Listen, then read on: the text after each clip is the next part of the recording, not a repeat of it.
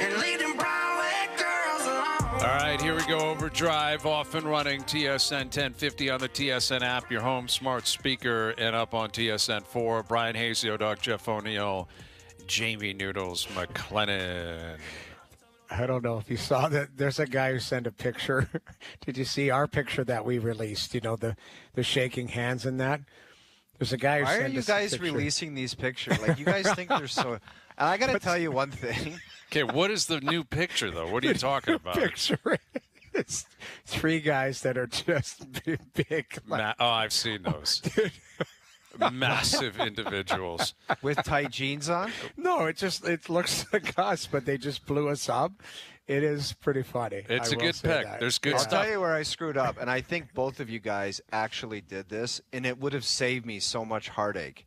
Yeah. I got a haircut today, and I should have done it yesterday. Doesn't a haircut shave off like 5 years? Yes. It does. Because, And dude, you know that. Dude, I know that, but I'm thinking of my, like, I've got white hair, like gray, and when you take a pic and there's like white neck hairs and white ear hairs, like, dude, you look, I should have got a haircut. I want to do it The again. photo shoot, we knew about it forever, dude. Yes. I get it, but You should know about the long hair. Remember when you and I were up in the alumni box and you had the long hair going, and they showed us on the jumbotron. dude, and I you look, almost passed out because Yeah. you couldn't believe how dude, old. my hair, but my hair wasn't gray at the time, but I was a monster, and I had this like Chris Farley comb over. I was so. Oh my God. Yeah, there's the three of us and possibly a different universe. I mean, anything's possible, but that was sending. looks particularly old in that picture too, man. You like AI pictures are even aging. And you, why do I look at you guys? I look like I'm 5'4". 5'4", 290 with a cookie duster. Who made that picture? I don't know, man. Yeah, you do look like a bloated Gary Player there or something. Yeah. I don't know what's going on with you. And by the way, we got to find the pic of the alumni box. Yeah, that Because one the was- hair, it wasn't long hair. It was just, it was longer than, it was long enough to like comb over. Yeah. I don't know why why didn't you tell me that hairstyle I don't know, was... man, because I couldn't. You don't pick up on that stuff when you're around someone all the time. Right. But you're right. It was like an elf kind of haircut and vibe. Like, Yeah, you were so- calling me Alf from I Melmac. was calling you Elf. I was, and I'll go back and find it because I remember Yeah. people sending it. But anyway, I mean, it's all good. You got the new haircut. Everyone's supportive. I posted the pics because I think people want to see behind-the-scenes stuff, you know, and a lot of support. I put up a poll question on Instagram. I said, should O-Dog, how should he feel about this? And overwhelming positive reviews. Really? Overwhelming. Like, I'm talking 80, 90 percentile on the vote saying, great pick, everything looks good, everything's fine.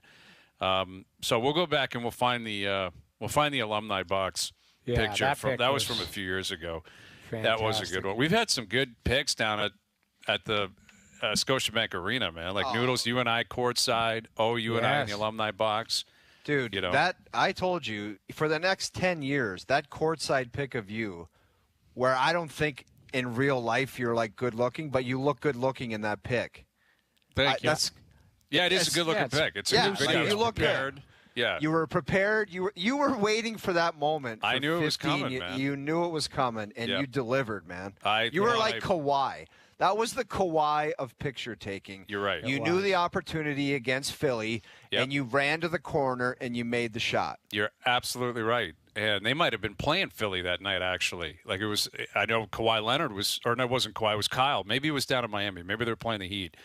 But you're right. That was my Kawhi moment. That was Game 7 against Philly in the corner. Like, you can't beat that pick for me. I mean, that's as good as it gets for me. And I've told you, and you've never listened to me, that's how you got to wear your hair. It's like fluffed up perfectly at the front. And you don't wear it like that anymore. No, you're one person, and I watch you and I look at you when I'm in studio. I can tell you don't even put product in your hair. You wash your hair. Dude, you don't. Yeah, there's something going on there, but it's not a lot of product. I don't spend a ton of time on it. I'll work on it. All right, I will get. I'll try to bring the A stuff. That was courtside with Noodles. Yeah, I mean, you had to be ready to go that night. You know what bothers me about that picture is, was it Doogie or somebody did that when the Leafs were playing the Panthers, and they put like me looking, and they had the Panther like. Why was I like? What did I do? You were the about guy that was staring down the other guy who was in a good place. So you kind of represented like the Grim Reaper almost. Yeah, but that's why how you were. We were just that enjoying was ourselves. That was me. That was I apologize. it was Doogie that put that together. It was and it was a weird. It's like that meme or whatever where the guy's looking back. The guy's like a good-looking girl and he's looking back at the other girl. Yes. And they're saying, do you know that they updated that recently? The three of them got back together. That Really? meme of the guy looking back at the other girl when he's with his girlfriend. But how did the memes? Was the meme like? Was it a real picture taken on a sidewalk somewhere? Oh, yes. it was. I believe so. I believe like it was an actual picture. That's my understanding, that it was a live action pic, or maybe it was some part of an advertisement or whatever. Right. But it became you're with this person, but you're really thinking about that person meme. And I think it was from 10 or 15 years ago. And recently the three of them got back together and reenacted the meme. And we'll see if we can find that. All right. Do you want to post the alumni box, Joe from the Bridge? We have it up on TSN4. It does look like Al. Oh, my. Dude, that I don't know what was going on there. dude, I look sunburnt, and I look 80 years old. I don't know. I don't think I'm like that good looking. I'm better looking than that pic, man. Yeah, Way I'll better grant you looking. that. It's a bad light. Put that up again, man. I can't you get look over like that. you're 78 years old. Like I it know. looks Like I'm taking him out for his final Leaf Yeah. game. Yeah. One last Leaf game with Yeah. Just one more, pal. Let's go out one more time. O-Dogs make a wish. Like that. That's my. That's what it looks like. Yeah, make a wish. I want him to go to one last game with You're Hayes, like and he's going to throw me in. You're He's going to 44 throw me in a years old black at that. hole after the game, and I'm done. Yeah. You're 44 years old in that picture, aren't you? Like that's Yeah. 5 years ago. Maybe That's something like younger, that, yeah. man. I might be like maybe more than that. It's Oh. outrageous, that pick. I want that pick to Yeah. lead it from life. That's From the one for internet. you. Like I could give you a handful for me that I want to I would pay people a lot of money to just completely wipe it from the internet. Dude, Carlos got one of me that I'll pay him to take away. I was working. I almost fought him when he showed this to me, but he waited until he got home. I was in studio, and I mean peak monster, okay? And I put my feet up on the desk, and my T-shirt came up, and my Pro Barrel rolled out and down. And Coco took a pic of it and waited until he got home, and he sent it to me. And I saw that, and I was like, "Oh my God!" Yeah. And that was one of those moments we talked about yesterday, where we're like, I thought I looked good in that outfit. But I had my feet up, and my legs looked like they were so tiny, and my gut was hanging out. And I'm like, that is so horrific that someone would even put me on TV looking like that. I hear you, man. I hear you. I know it. We know it. And yet here we are. It's a new era. There it is. See, there's There the it is. original meme. Yeah. And I don't know if we have the updated one. There's but an I believe, updated one, like the exact well, same the three of them people. came back together to kind of reenact. That meme. See, the that's guy looking back. staged. That's not like a picture down like in I guess it's Times got to be. Square. Yeah, you're right. It's got to be some ad campaign or something. But anyway, this is why you got to PVR the show on TSN4 or watch it on YouTube, and we'll post all this stuff on social media. People listening on radio or streaming or podcasting, because you got to see all these pics. And anyway, we got Addison Barger coming up later in the hour. He's back in right field tonight after what was a great game last night. George Springer with a grand slam in the eighth. That was massive because it looked like It was. Cleveland was going to flip the switch Yes. on those guys. Yes, They were like close. Lauer did his part, and then the bullpen was they were leaking oil. Let's call it what it is. They were leaking oil, and Springer basically turned the lights out on the Guardians last night. That's his 11th home run of the year. He's been great. Like this is an interesting poll question. Like who deserves more of I don't know if it's an apology or a reassessment of what the expectation was prior to this season, George Springer or Ross Atkins, because you look at the Jays. The Jays they have 42 wins. They're 42-36. They're 2.5 back of the Yankees to lead the division. They're in a wild card spot, and we're almost in July. And Santander has barely done anything. Like, he's basically done nothing for this team, and it doesn't sound like he's going to play for another month. Jimenez can't really hit. You know, he's a defensive stalwart at second base. Varsho's barely played this year. Scherzer's given them 3 innings. You get 42 wins. Yeah. Like, between Springer, who I had no expectation this year, like none. I was thinking he might get designated for assignment at some point. Like, they may just say, forget it. We got to eat the money, or we're going to trade him somewhere. We'll eat 80% of the contract, and someone else can take him. I thought that was legitimately an option, and this guy's been outstanding for him this year. And Ross Atkins and Mark Shapiro, there was not a front office tandem that was taking the heat that those two guys took since, I don't know, Rob Babcock, since John Ferguson Jr., I can't even give you an example. And listen, the job's not done. You don't get a plaque or an award because you're 2.5 back of the Yankees at the end of June. But they're playing exciting baseball. And I was listening to First Up this morning, and Keegan was on with them, Keegan Matheson, and I thought Keegan made a very good point that it is entertainment. It's a long season. You got to be fun to watch. They're fun to watch. Like, they hit for power now, grand slams. You got Scherzer back tonight. And I'm genuinely excited to see him pitch. And if they had 30 wins right now, I'd be like, this is stupid. They're going to hope he's healthy so they can trade him in 2 weeks. It actually now means it's fun. Now it's fun, and this guy can be a contributor to the success and the mojo they have going forward. Exactly. Like, it's actually, you're excited for him, and you're thinking this guy could really help, as opposed to, what do I care? They stink. They're out. Scherzer's probably going to get hurt. Like, I get there's a cynical view that can be out there.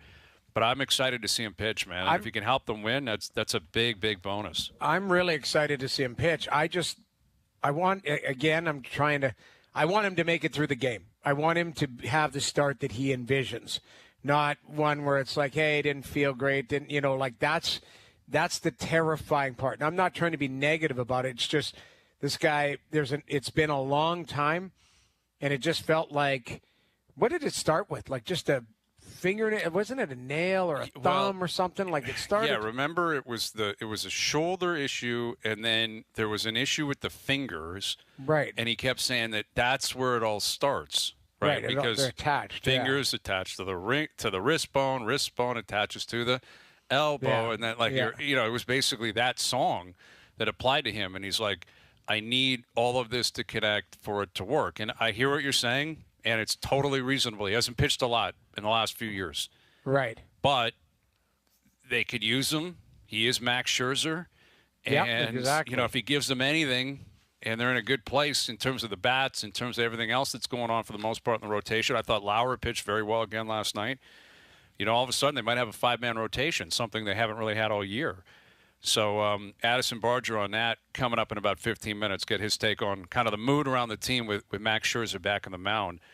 We got the NBA draft tonight. We'll get to that. Josh Lewenberg a little bit later this afternoon. The Raptors pick at 9th. A lot of rumors out there about who they might pick or who they could acquire. Derek White is out there, possibly with the Celtics, and there's some rumors the Raptors could be kicking tires on him. We're waiting to see what happens in the NHL as we get closer to free agency and closer to the draft. And today, Evander Kane was flipped from Edmonton to Vancouver. I know that, it's money and it's maybe he took too many penalties. They're going to miss that guy, man. He was a good player. I know he missed a lot of time with the injury, but you go to other than McDavid and Draisaitl and then RNH Hyman, he was right up there with those guys. And a lot of the playoff series, he was right behind McDavid and Draisaitl, potting goals and being feisty and standing up to the bullies on the other team. He was a big part of it, man. They're going to miss that guy. There's just no question. He's a unique player for sure. But I think there is sometimes with him, my biggest worry is I think there is an expiration date with him. I don't know. Again, it all looked great against Dallas. It looked good against Vegas. But then when you're, like I say, you love the guy when he's doing great things. And you can't do great things all the time. But at some point, I think you're looking at, okay, this guy's rolling in a Lamborghini, and then you're taking 2 penalties in the first period in the Stanley Cup final. You're like, at some point, not to mention they do need the cap flexibility, and I think he's just a victim of that. And my understanding is they're going to trade Arvidsson too, so that's $4 million. Like, they're trying to free up money to pay. Obviously, they got to pay the guys who are going to get raises, but they made some mistakes last year. And, they're going to get out from underneath them, and they got to start again to bring in players to – I really think they do need a player to play with Draisaitl, a top 6 forward to play with Draisaitl, not just makeshift people, like somebody who is good enough to keep up to him or good enough to have chemistry with him. Kane, you're right. I think they're going to miss him, but I think it also might be just a different attitude and just a different look. That's, Yeah, and listen, the flip side of it is Vancouver, which – they take on the full contract. He's got a year left at 5.4, $5.5 million. Yeah, like 5.5. They gave up a 4th-round pick. It's basically a salary dump. But Kane, he has had a lot of injury issues.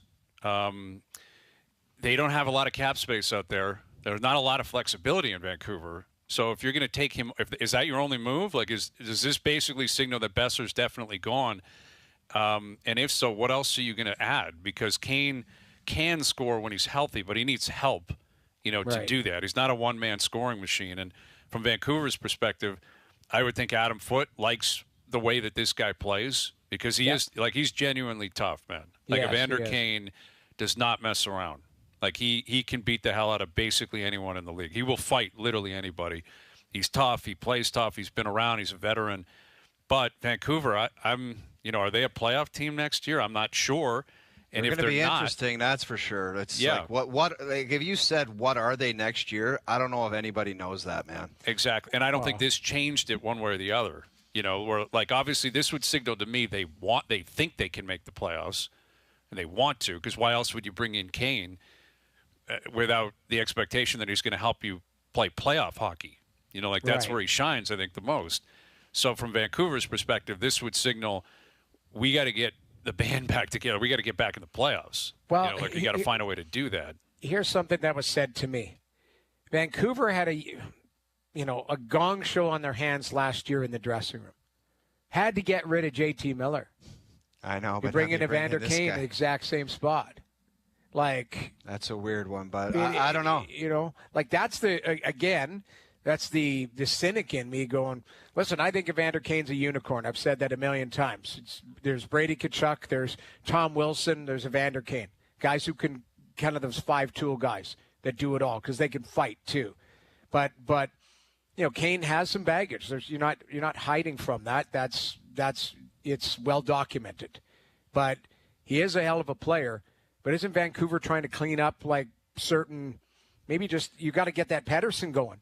Quinn Hughes, what are you doing? Like, maybe it says to Quinn Hughes, like, we're not throwing in the towel. We're adding players. We're trying to get better. We're going to be a playoff team because we want you to stay. We're not going to put a rebuild in here when you're in your prime. That's so that maybe you that have Pettersson. That Pettersson. Like, if we did some kind of list next year in training camp, like most fascinating starts to watch players in the NHL, Pettersson would have to be at the top or close to it. Very, very high on that list. Like, what are you, and what are you going to be this year? I'll be tuning into Canucks games because I can't wait to see what he's going to morph into next year. Yeah, and it's mandatory that he's a star.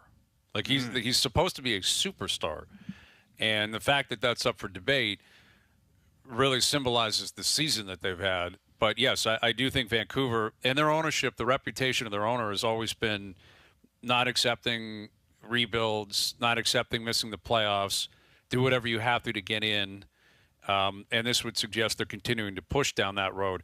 But as for Edmonton, what is becoming a reality is that there's going to be a few guys that are getting paid a lot of money. And it's McDavid, it's Draisaitl, it will soon be Evan Bouchard. Yeah. You throw in Darnell Nurse. We've discussed this, but that's 4 guys that are going to take up a lot of the salary cap. So but they're in different positions. That's the one thing that's different than the Leafs. Not. But I'm not tying it to the Leafs necessarily. I'm just what I'm saying is, Noodles. The fact is, you have to dump a guy that you like. Dump him, and maybe they just wanted to get rid of Kane, but they got nothing for him. Yeah. What they got was $5 million in cap space. But And they they basically need it. said there's a good player who played every game he could play, and you're Right. just out.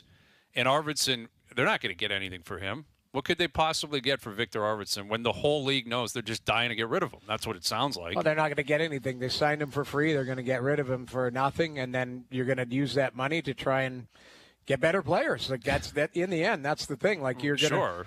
I think Easier you made said than mistakes. done, but Yeah. No, I think you made mistake in Arvidsson and Jeff Skinner. You tried, and it didn't work. And you're going to move on from them, and you're going to have to use that money a little bit wiser, a little bit Don't sharper. they both have? Did they both get bought out or something? No, they're Arvidsson both is going to be moved. I mean, no, Arvidsson. Skinner's a free agent. Skinner's done. Yeah, he's out. Yeah, He signed a Skinner's one-year money deal. comes off the books. Arvidsson has term, but he, again, this is just insiders, is saying that he's willing to move. So, you're going to move on from him. You're going to move on from Kane. You're going to move on from Skinner. You need to find Well, you players need to that are find better a than. goalie is what you need to find. Well, I thought this is what I was going to bring up. Kane to Vancouver. I mean, Vancouver needs to move a goaltender because Sheloff isn't going to make it through waivers. So I thought I was joking tongue in cheek with Gino today. I'm like, surprised Demko was. I wouldn't be surprised if that conversation was had. Demko is another guy that I don't know if you can trust. He's a younger Max Scherzer. Like that's what he is. Is he actually going to play? Yeah. Because if he does, you're getting a borderline superstar goaltender. Like when he plays and when he's healthy, he's a star. He's a great goaltender, but he has not been healthy. Like his whole career has just been riddled with injury. And last year he just barely played. So you're taking on a lot of. It's a big gamble, but I would make the case that in Edmonton, you turn over every stone. But if it in the end it's Demko or an okay goalie, I might roll the dice. Like I might go just with Demko? and go with Demko Well, because the my point, upside is so significant when he's healthy. he's a top 10 goaltender Exactly. when he's healthy. But the thing is that's If my he's my healthy, tongue though, in guys, is my No, tongue-in-cheek exactly, and that's the joke big was- thing. But my tongue-in-cheek joke was like you're going to have to pay a lot to get Thatcher Demko because they're going to value him as a healthy goaltender. well, because Vancouver will, but that's what I'm saying. Will the rest of the league? I Well- don't know what that trade looks like, Noodles. I really But- don't. Well, I think he's a top-tier goaltender if he's healthy. I don't have his medical report in front of me. Like when he got back and fell, it was a different injury. The guy hurt his back or That's something what I'm like saying. that. I could give you his game log history. It's not Well, much. the last So- 2 years, but I mean, he was. If you look at it from the bubble on, outside of the last 2 years, the guy's played 60 games and been pretty darn good. That's the biggest thing. You don't want to trade. I think Vancouver's fine taking Evander Kane. They're not going to give a goaltender that could be a top tier goaltender back to an interdivision rival. That's valid. The fact that it's Edmonton and Right. I just like I would have a challenging time determining the true trade value of Demko because he 2 years of injuries is significant. It's a big contract and commitment. Like you said, Vancouver is not really in a position of leverage because they have to trade somebody. Like they just signed Lankin, and I don't think they're going to trade him. They just gave him that deal, and Sheloff's, like you said, is a good young goalie that He just won the AHL. Yeah, and but 2 he years ago also- we saw him. Yeah. So we saw what him is in the leverage playoffs. that Vancouver has? I think the leverage is that you got to, if I'm a team like Philadelphia and I want a number one goaltender because they don't have anybody, like you are going to give up something of significance to get Thatcher Demko if in case or if in fact Vancouver wants to trade him. They might just go, we're going to move away from Sheloff. There's Sheloff played well in the playoffs. Yeah. Let's not forget at the beginning of the season last year, they handed the reins to Sheloff. He played himself into the AHL. But guys, that's why they brought in Lankin. How much is what we talked about yesterday? Like, how much is this trying to impress on Quinn Hughes that we're trying to put together a contending team for his That's last? fair. How many years does he have on his deal? 2. One? 2 years. 2 left. years. So, 2 years. like, is this whole thing trying to prove to Quinn Hughes, like, if he's told them he's going to play out the 2 years, like, this is what we're going to assemble to try to make you happy to stay? Like, how much is that? Like, if they don't get to Demko, is he going to say, we're going to bat with Lankinen as our goalie? Like, come on, man. Well, that's Lankinen- a valid point. I mean, Lankinen actually saved them early in the year. He It did was play great. well last like year. what But they're it's telling still- Quinn Hughes would be interesting to know. Like, this is what we're going to do for you, or this is what we're trying to do to try to appease him, because who knows what his thought process is or his mandate to the team as far as his future. Well, and again, I don't know if this matters. It may or may not. But J.T. Miller was an American. He's out. Brock Besser's an American. Looks like he's leaving. Demko's an American. He may I wonder if Hughes is looking around saying, these guys were my buddies and they're all Americans and now they're all out, which may be a complete coincidence. It may not matter, but maybe it does. It may be a scenario where he's like, what's going on around here? And you're right. I think Quinn Hughes is clearly on the back burner of everything that they do, but you can't just force a cup contending team because Quinn Hughes wants it. Go talk to Connor McDavid about that. Talk to Austin Matthews. Talk to all these guys. I think the biggest thing is that they're looking at it going, we need a couple things. We need either Thatcher Demko healthy, which, again, don't know. I'm not privy to the medical updates. Quinn Hughes is at his best, and Pettersson is what, 20%, 40% of what we thought he was going to be? For a while there, that looked pretty good on paper, where you had, a number one goaltender who's a top 10, a top 5, top 3 defenseman. And I don't know where Pettersson would have fallen a couple years ago, but still a top 10 centerman in the league when he was damn at his good height. player. Right. Yeah, when he was at his height. So it is a weird predicament. If you're Alvin, you go, okay, on paper I've got these guys, but it's not. I need context to it, because the context is Thatcher Demko could skate and fall down and get hurt. So now we got Lankin in there, and then Hughes is 2 years away from unrestricted free agency. Hronik didn't play that well. They brought him in. He kind of was waffling. Like they've got some stuff to deal with. Got a new coach too, right? You got like Adam Foote's a rookie head coach in the league. Yeah. So there's a lot of uncertainty there in Vancouver. Darren Dreger in just over half an hour on this Kane deal. What else could be coming in Edmonton, Vancouver, throughout the rest of the country? Again, Claude Giroux, is he going to return back to Ottawa? And we're less than a week away from July 1st. Nothing on Tavares, nothing on Matthew Nyes. What could be happening with the Leafs as we move forward, too? Jay's back in action in Cleveland tonight. Addison Barger will join us. He's back in the lineup tonight. We'll get his take on what's been a great 2 months for him. Max Scherzer back on the mound tonight. Lots to get into with him. OverDrive continues. TSN 1050 and on TSN 4.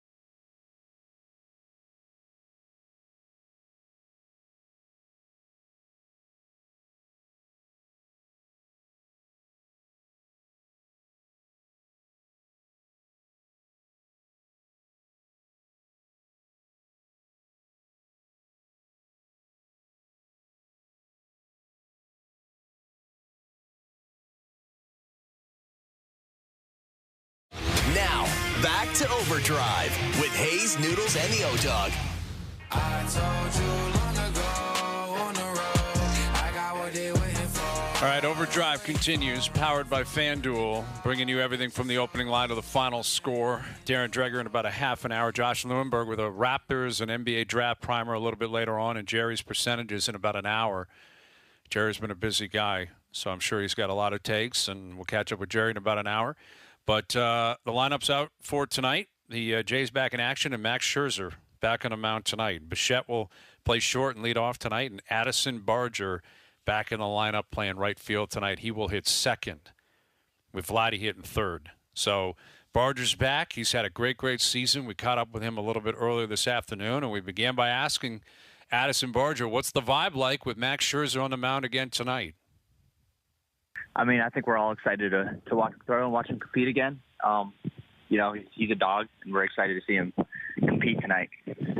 Well, and they were showing you last night, you know, like on the telecast, you were sitting there talking with Max, you know, at different times throughout the game. Like, I'm curious, are you leaning on him for advice? Is he asking you for anything? Like, what's the back and forth with Scherzer like in the dugout when he's not starting?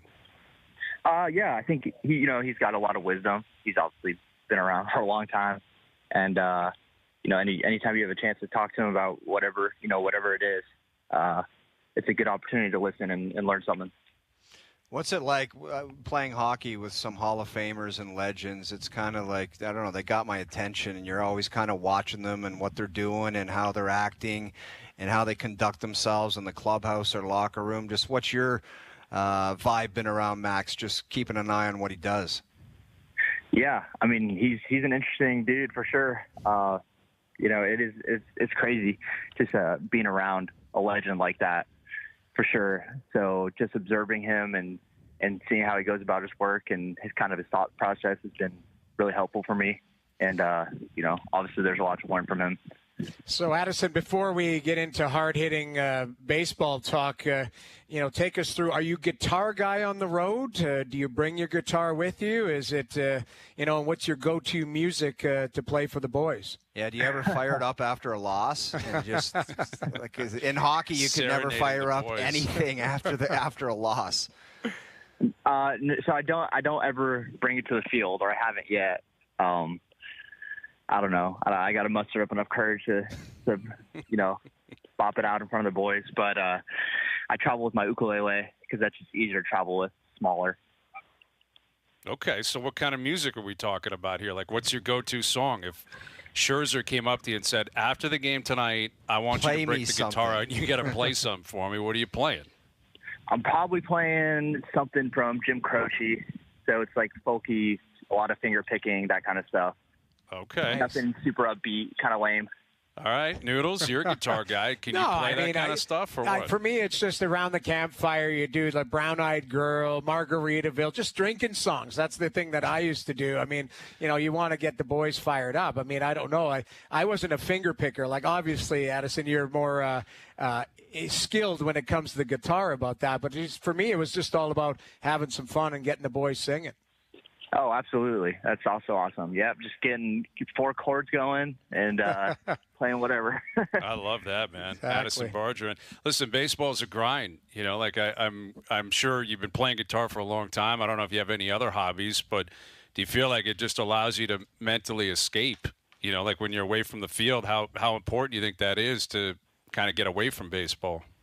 Oh, it's super important. Yeah, like you said, it's a grind. It's a grind physically and mentally, and when you're away from the field, you're trying to get as far away as possible. So whatever that outlet is for guys is whatever. But yeah, for me, the guitar, ukulele, it's been really big for me. Is there a group of, we'll call it younger guys on the team that hang out? Like, what's the road routine if you get into a city and you're there for 3 or 4 days?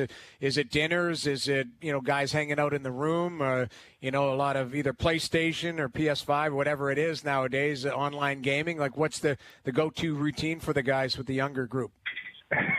Yeah, we'll go get dinner every now and then. Definitely there's a lot of gaming going on between all the guys. But it's pretty chill. I guess it depends if my family's on the road with me or not, too. If they're with me, then I'm just changing diapers and stuff. But, yeah, we'll go to dinner. Okay, that is definitely a change of pace. If diapers are coming into play or going to dinner with the boys, that is very different. It is. With Addison Barger, and I'm curious where Vladdy, comes into play on that, because you're the same age as Vladdy. Like you're both the same age. You're both born in '99. Yet he's been in the league for a long time. Like, is he considered one of the young guys on the team? Is he a veteran? Like, what is the status and the labeling of Vladdy? I think he definitely falls more into veteran, just because he's been around. He's been in the league for so long already. Although, like you said, we're pretty much the same age. He's definitely more of a veteran around the clubhouse.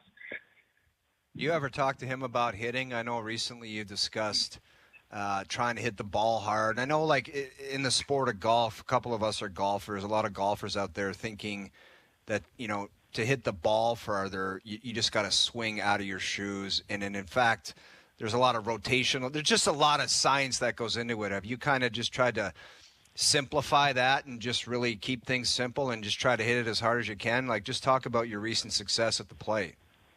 Yeah. A lot of it is, like, I have bat speed. I have, tools that I've worked on for years that have allowed me to have the success I've had. But, yeah, for sure, simplifying the swing, not overthinking. Honestly, being free and being yourself, trusting your capabilities is really important. It's not always easy to do at the big league level. A lot of doubt can creep in there, but trying to maintain your confidence and just being yourself is, I think, the most important thing.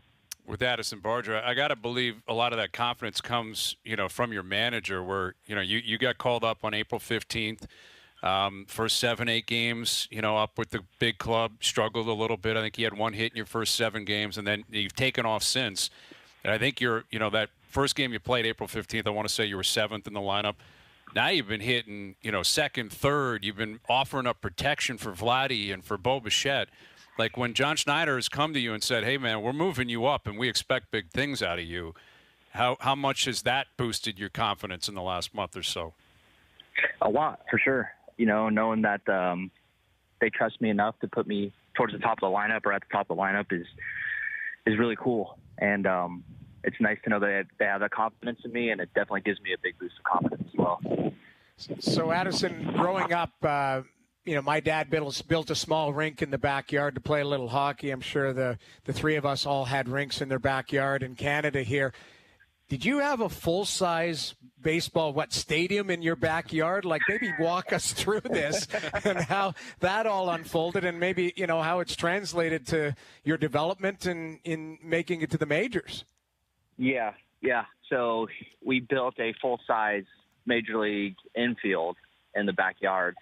So we moved to Tampa from Seattle when I was like 5 years old, 2005. And my parents decided to build a house after a few years, and my dad wanted to build a baseball field in the backyard. And okay, so what happened when you wanted to launch ball? Like, where did the balls go if you started launching them all over the place? Like, where did they end up? Someone's backyard or what? So to right field, it pretty much was just land. Like, it would go on forever. It's probably 8 acres out there, so there's enough land just to the ball to right. Center and left field, we had like the pool area in left field that was like 200 feet away, so that didn't.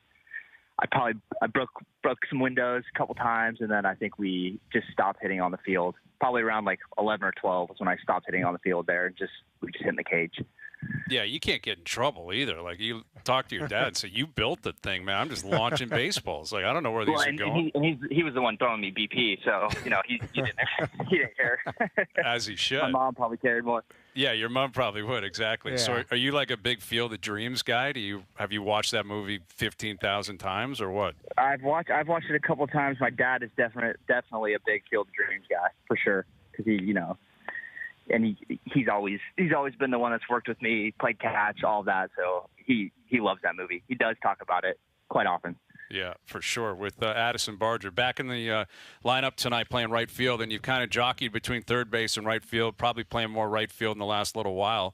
Are you getting comfortable out there? Do you have a position that you feel you want to play on a daily basis, moving forward?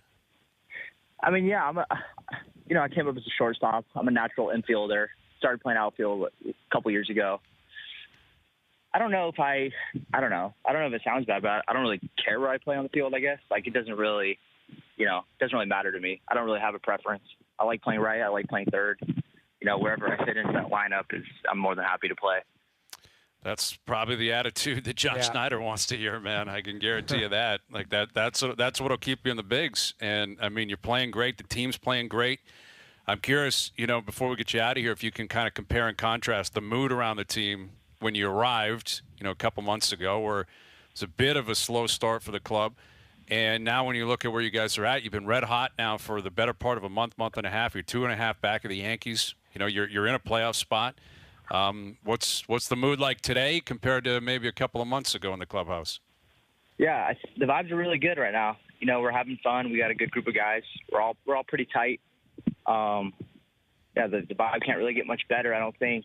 Even a couple months ago, it wasn't necessarily bad. I think a lot of the guys have faith and trust in the team. So even if we are, going through, we lose a couple games or whatever, we have a lot of confidence we'll get back into it and win some ball games. Yep, that's what Blue Jay fans want to hear. And it was a fun one last night, and it'll be a fun one with Max Scherzer back on the mound tonight and Addison Barger back in right field. So good luck tonight. Good luck moving forward. Thanks for doing this, Addison. We'll do it again down the road. Sounds good. Thank you for having me. There he is, back in right field tonight, Addison Barger in Cleveland. You got Max Scherzer on the mound. Jay's playing well. Big win last night. Fun team to watch right now. So we appreciate him taking time for us. We got Darren Dreger coming up in about 20 minutes. Jerry's percentages in about 45. Overdrive continues. TSN 1050 and on the TSN app.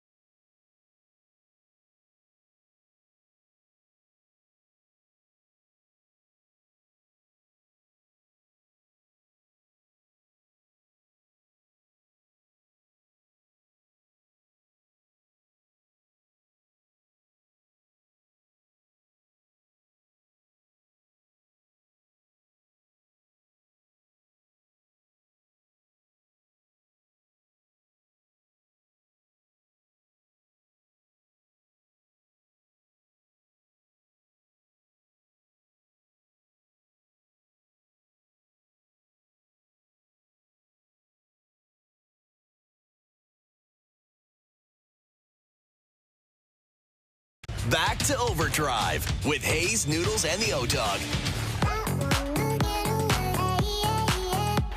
All right, NBA draft tonight. Raptors picking 9th. Josh Lewenberg on that and more still to come later this afternoon. Darren Dreger coming up soon. We got Jerry's percentages. Jay's back in action tonight. We're talking about the Oilers, goaltending pursuit with Evander Kane being traded today, and now, Noodles are saying they got to find someone to play with Draisaitl, but they also need a goalie. FanDuel has the odds as to who will be starting Game 1 of next season for the Oilers. Stuart Skinner is the favorite at -125. I don't know how he's the favorite, to be honest with you. I really don't. Yeah. You just don't see him starting. No, Game I 1 don't. next year? I don't. And I have no idea what the hell it's a difficult thing to do to find goaltenders. Like, there's the usual suspects. Are you going to go after a John Gibson? Are you going to try to find the Stolarz scenario? I don't know, but I don't think it's him. I think it would be such a weird vibe having him as your number one guy starting next year. Same as Connor McDavid is the same as Quinn Hughes, where you're like, aren't they trying to show him that they're going to try to revamp this thing? Like, there's a lot of work to do for them, too, paying people and making things happen and getting other people. It's like to show McDavid, because McDavid said winning is everything. So that puts the onus on Jax and Stan Bowman to say this is the lineup that's going to do it, or else he's going to be like, I don't believe in this. Being McDavid's the guy gotta own opening it too, night would though. not send a great message. Clearly. No, I think you're. I keep saying this. A lateral move is still a move. So that's the. Noodles, if they did the Colorado thing where they flipped out both and had two different guys, what could it look like? I wouldn't do two. Why? Calvin Pickard makes $850,000, and he had 22 wins for them last year as a backup, and was 7-1 in the playoffs. Okay, not he's the your problem. backup. Who's going to be the guy that lead the charge? I that you told think you guys, it's that when it Elvis- comes play. Elvis Elvis Merzlikins. Merzlikins. It's guys like that. It's a lateral move. A guy who can have a clear butterfly. A guy who can move laterally, like a different look. Well, let me throw out keep the other in mind, names on here. okay, go ahead. This is FanDuel again. This is all odds. Yeah, but they And don't know what the hell they're talking about with goalies. Though, Well, FanDuel. and the reason Skinner's there is because how could you know who else? Right. You got John Gibson plus 340. Right. The field plus 390. I don't know how that's even an option, really, because if it's Skinner versus the field, I guess I would probably lean on that. Seems like a good bet. Plus 390 for the field. Sure, I'll take it. Jake Allen, Calvin Pickard, who could be a starter that night, doubt it, but maybe there's an I injury in think he's camp more or of a- something.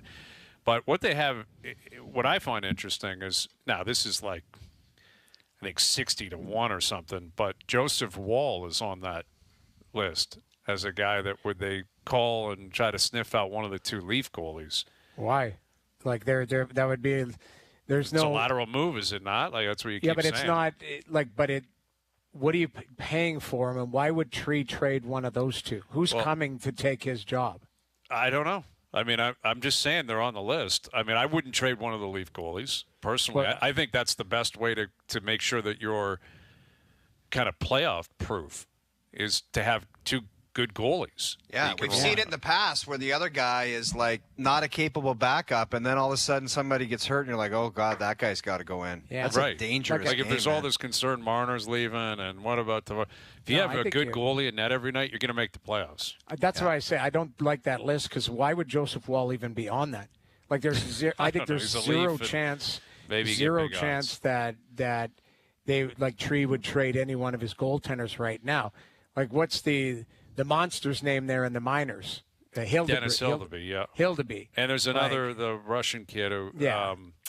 Yeah, I can see his I'm not even face. going to try to pronounce his name. I'm going to butcher it. But he's a couple years away. He's got a chance to be a good goalie. They But say I he's just- the next Russian Carey Price. Yeah, Okay. the Russian Carey Second Price. year Hall of Famer. But- I like that. but either- second ballot Hall of I- Famer. I Well, just that think- guy in San Jose, that guy's been the next Carey Price for I think almost 10 Askarov. years. Dude, Askarov has been the Askarov. next Carey Price for 10 years, I think. Yep. Well, yeah, he's going to get his chance this year because they moved out the goaltenders. Like they're looking for a backup to play I with know. him. I now. remember in the World Juniors one year, Ray said he might be the next Carey Price, but he can't hold on to his stick.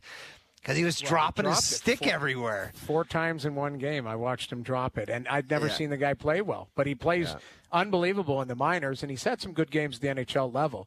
But I think I think you're looking, and it might not be the sexiest choice on paper, but how is that going to translate? I know. You know, Noodles, Seth out of the Jones- 32 teams in the league, be straight up with me. Yeah. How many teams do you think love their goaltending?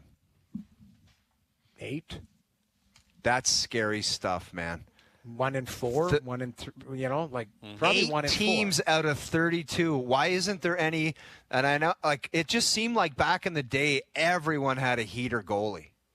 Yeah, but the game's changed too. Now the game is so fast. Sports science are not allowing guys to play back-to-back. It's all of that type of stuff.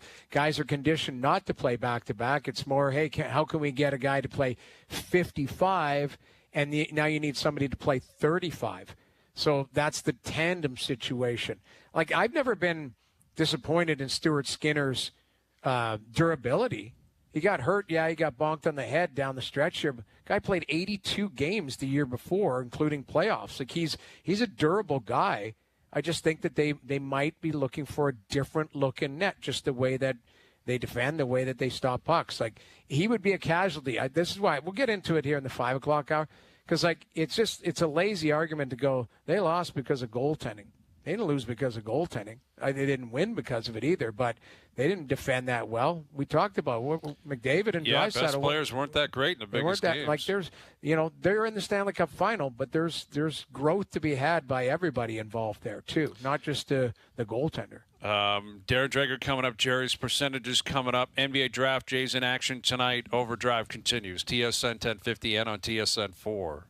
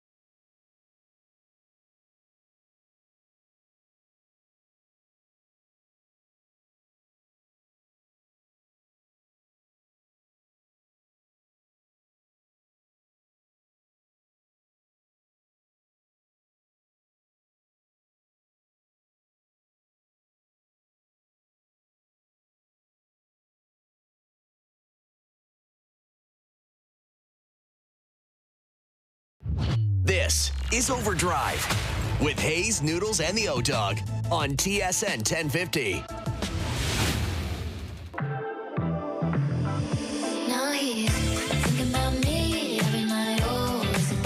Hour 2 Overdrive continues.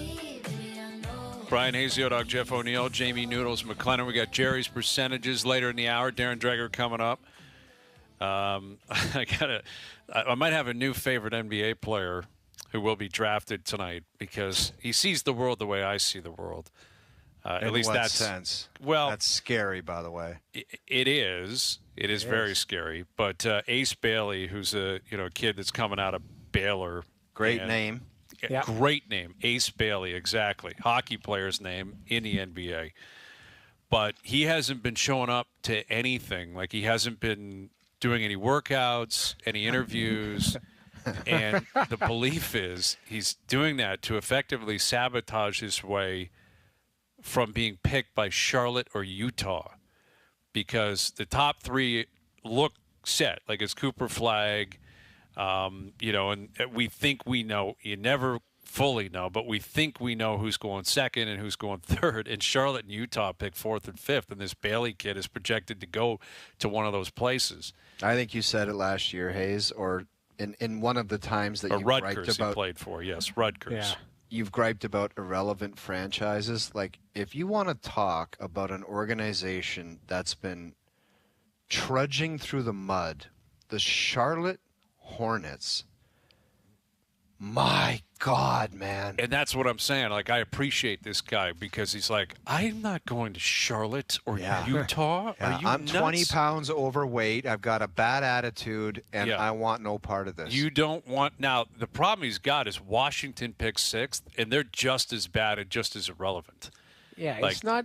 Where's he going to go? That, like, is he going to eat himself right down to 23rd, where he can No, join and KD or something like? That's the You know thing. what I Like, mean? one of these teams is going to take him. Like the mock drafts have Cooper Flagg going 1, Dylan Harper 2 to San Antonio, VJ Edgecombe going to Philly at 3, and then it's wide open. Like, it could be Bailey, it could be any other guy, but it's a death row of just disasters. Charlotte, Utah, Washington, New Orleans. That's the next 4 picks. All 4 teams are horrible, irrelevant, have never won anything. And, yeah, I like this guy.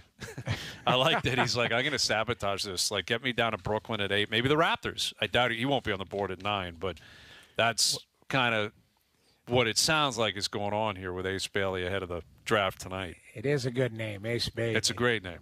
Great name. Yeah, that's Great name. But, yeah, we'll see. We'll see what comes of it tonight. And Josh Lewenberg will join us in about an hour. We'll get Jay Lou's take on that and what the Raptors could do at 9.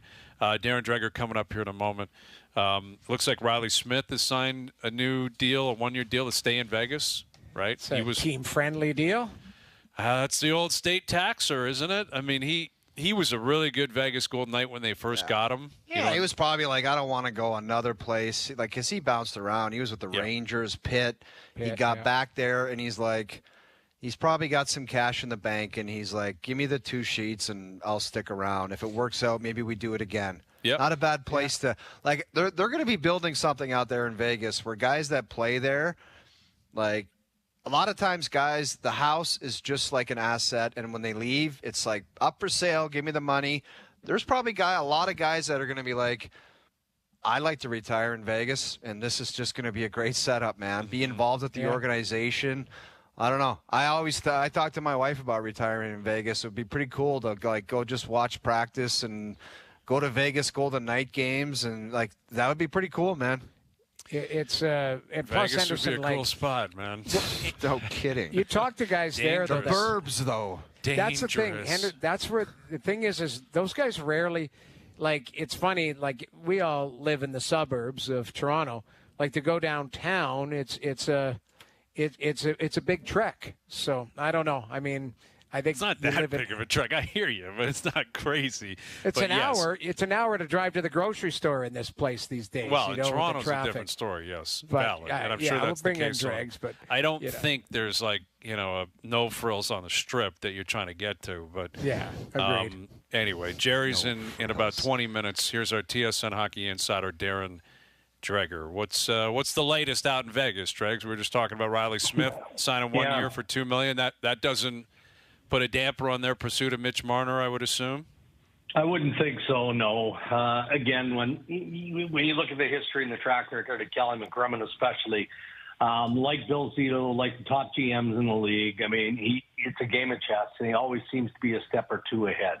Now, there's going to have to be some significant maneuvering, either using LTIR again, right, or moving players out to comply before the start of the regular season if Mitch Marner ends up going there. Obviously, there's a lot of work ahead, but, McCrimmon has it figured out, and, he's probably got multiple trade conversations happening. I know there was a Tomas Hertl trade rumors yesterday, the day before, that was debunked, things like that.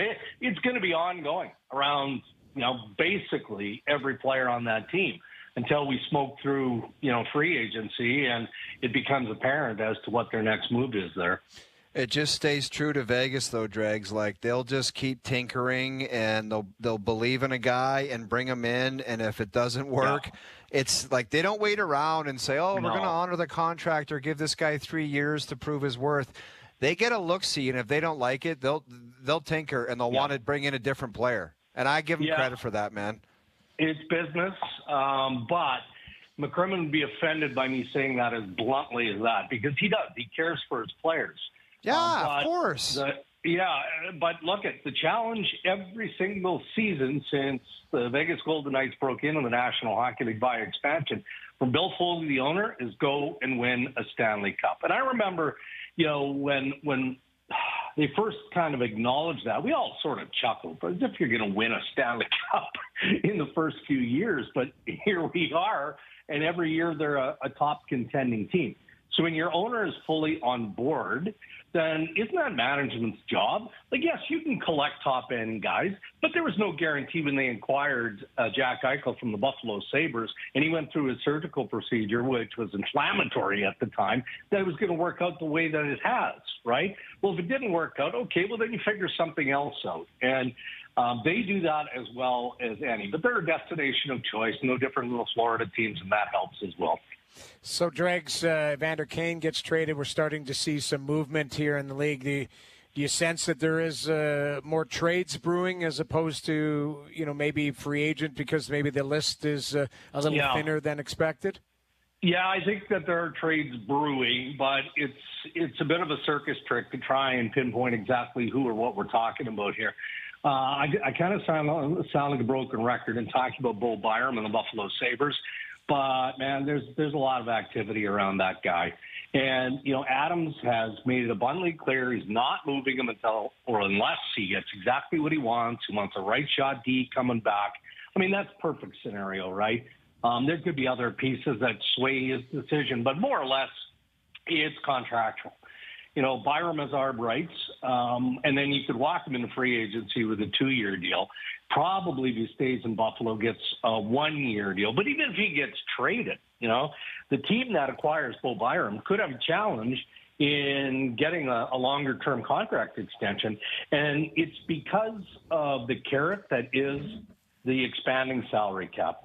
Like, what is the salary cap going to look like 3-4 years from now, especially if you're a top defenseman? And that's what Bo Byram believes he will be when he moves out of the path of Owen Power and Rasmus Dahlin. So that's a hot spot for all of us, I think. Beyond that, there's lots of trade conversations. Picks are also, when you get this close to round one, which is Friday, first-round draft picks are currency, and they become significant trade bait. And so I did a little bit of trolling around the league, especially with the clubs that have at least 2 first-round picks. And I think there's a couple with 3 first-round draft picks, including Nashville. What are they going to do with those picks? Well, the majority of the teams that I touched base with, if they've got more than 1 first-round pick, they'd like to keep the higher of the 2 or 3 first-round picks, but the other picks are in play. So, I mean, we could see multiple first-round draft picks get exchanged as part of either players moving up, moving down, that sort of thing. Dregs, if you had to ask Stan, you can only give me one reason, and it's the real reason that Evander Kane left Edmonton, what would it be? Is it money? Was it the discipline problems in the playoffs? Why was he moved? No, money. That's the primary reason. Look, at the end of the day, Evander Kane, didn't contribute enough in the Stanley Cup final. But you could say that about a number of different players. Oh, right? yeah. I'm not convinced that Edmonton was going to beat Florida, period, the way that the Panthers played in Game 5 and in Game 6. But I think Pierre LeBrun speculated on social media about, okay, well, Kane is cap relief, and Victor Arvidsson could be the next run on the ladder of the moment in the Edmonton Oilers trying to relieve some of that pressure. Let's not forget that Leon Draisaitl's contract kicks in as of next season. So that's a big cap hit. And then you've got Evan Bouchard, who they're in the early process now of negotiations. And, what is that deal going to look like? And on it goes. So it was mostly cap relief around Kane getting moved. With Darren Dreger, and in terms of Vancouver, we've talked about their goaltending situation. Thatcher Demko, he's got a contract. He hasn't played a lot. He barely played last year. He's had real injury issues. Yeah. Is Demko, where does this go with Demko? And is Vancouver in a position of leverage, or would they be trying to just unload him? I'm confused by the Demko status around the league. Yeah, so for me anyway, it changed a little bit as today unfolded. And I'm going to talk a bit more about this tonight on SportsCenter, because it did make sense until recently that Vancouver would have to consider trading Thatcher Demko. If they're not comfortable with his long-term health, well, then why would you commit to a bigger contract like Ottinger or Swayman or a deal like that? And I don't know what the firm numbers are. I don't know what the term is that's being discussed by the Vancouver Canucks and Thatcher Demko's representatives. But I was told by a couple of teams midday today that Demko is, again, more or less now off the market. There was a team in the East that was pretty interested in Demko. There'd be lots of teams that would be interested. Didn't like the sticker price. Whatever it was, the ask was really, really high, but they still had interest. So I got poking around that a little bit more, and I wouldn't call it close or imminent. I don't like using those words because things can go sideways pretty quickly, but it does sound like progress is being made on a multi-year extension. Say it's done, Drag. Say it's done. No, it's not, though. It's not. And look, both the players' side and management for the Vancouver Canucks have acknowledged that it's still an open and ongoing negotiation. But more from the players' side, I got the sense that the extension multi-year was far more likely than trade at this point. So then, basically what they're saying is they're going to probably go at it with Demko and Lankinen, and they got Sheloff there who needs waivers. So, right. Would that present a trade for Sheloff then? Because, I don't know what you get for him in a trade, but that's in the end, if you're extending Demko and you've got Lankinen's deal kicking in this year on an extension, you're going to have $10 million in goaltenders, which is fine. I mean, a lot of teams have that. But it kind of leaves the odd man out because I don't think you'll get Sheloffs to the minors through waivers. Probably not. And that makes sense, Noodles. And the other thing, too, is even though you've got a lower paid salary in Sheloff, you're still looking at every cap saving you can. It's not like, the Vancouver Canucks are overrun with cap space. They still have some, but they also have needs, right? I mean, they bring in Evander Kane. Okay, well, they get maybe a bit faster, a little bit more competitive and all of those things. But they're still in the market strongly for a center. How are they acquiring that person? What are they using as bait? Maybe it's a roster player or roster players that, helps their cap situation. They do have cap space. I think, around $7 million when things are all said and done. But you're probably not going to keep those three goalies. So Sheloff makes a lot of sense that he could be in play. With Darren Dreger. So the Leafs do not have a first-round pick for the next 3 years. Friday night, I don't know what Brad Treliving's doing, but he might have his feet up watching the telecast. 3 years? Yeah, they've traded away first-round picks. They don't have any. I think there's some protection on a couple of them, so it can roll over if everything falls apart. But, we know Tavares, Matthew Nyes, that's been a big story. Putting those two aside, unless you have an update on that, what else are the Leafs trying to do here? What do you think Brad Treliving is, trying to attack in terms of his roster building plan? Yeah, I mean, a little bit of everything, right? I mean, he's trying to add more competitive players. There's some names that won't surprise you that we know are out there, like Yarncroke and David Camp and guys like that on the trade front. But that's probably lower down the list. I mean, again, teams are big game hunting or bigger game hunting right now on the trade front. And then you go into free agency and you shop around there and you see what it looks like. And if you don't get the player or players that you're looking for, then maybe you explore the interest that you might have in the players that I've mentioned from the Maple Leafs. I mean, he's grinding away on Tavares and Nyes. There's no doubt about that. And, this morning it sounded like it was really slow moving. I think that there's been progress made today. And I'm careful and hesitating in how I describe this because, to be fair, I don't know if it's solely with Tavares. And if it is, I'm fascinated to understand and see what the complexity of that deal would look like. But, he's been grinding away on Matthew Nyes as well.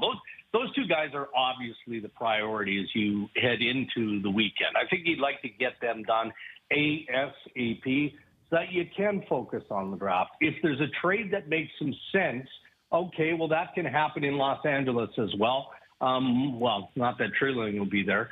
But then, you flip over on July 1st to focusing on, okay, well, Florida hasn't signed Brad Marchand yet. What does that deal look like?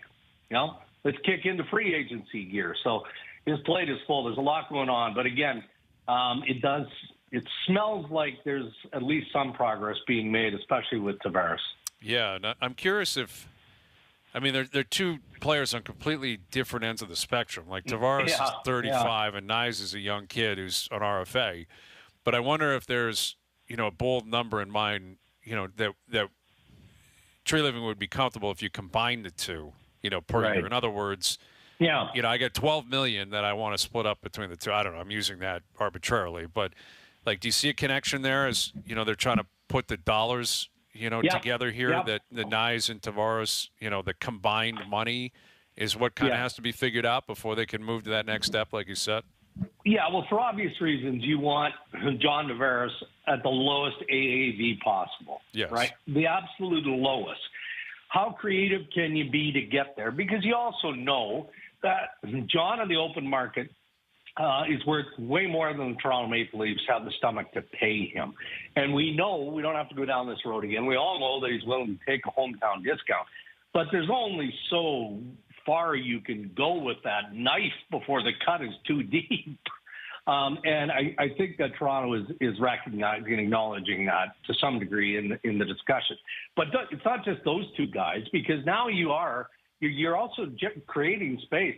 Like, how do you, if Brad Marchand doesn't get a deal done to extend in Florida, how are you making that work, right? Like, you're going to have to be super creative with term. And you're talking about older players here that you can see helping you for 2, maybe 3 more years. But what happens after that, right? And if you're Brad Marchand, you go, hey, boys, I just want another Stanley Cup. That's not my problem. I deserve to get paid, and I'm going to get paid. If it's not in Florida and it's not in Toronto, then it's somewhere else. Yeah. Yeah, I am curious what that deal looks like. What his bold number, because you do hear that a lot. Like, guy, I got to get $24 million, let's say. You figure it out. Is it over 2 years? Is it over 5? That's what apparently Stamkos had a number where I think it was like $32 million last year, and it was like, that's the number you got to get to, and Nashville got it to him. Yeah, and Stammer, as he's admitted publicly, felt like he was staying in Tampa until July 1st.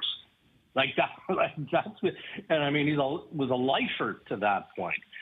So I think that the representatives, Marchand, Ekblad, and Sam Bennett, they're going to get into the weeds this weekend with Florida to find out, okay, where are we at?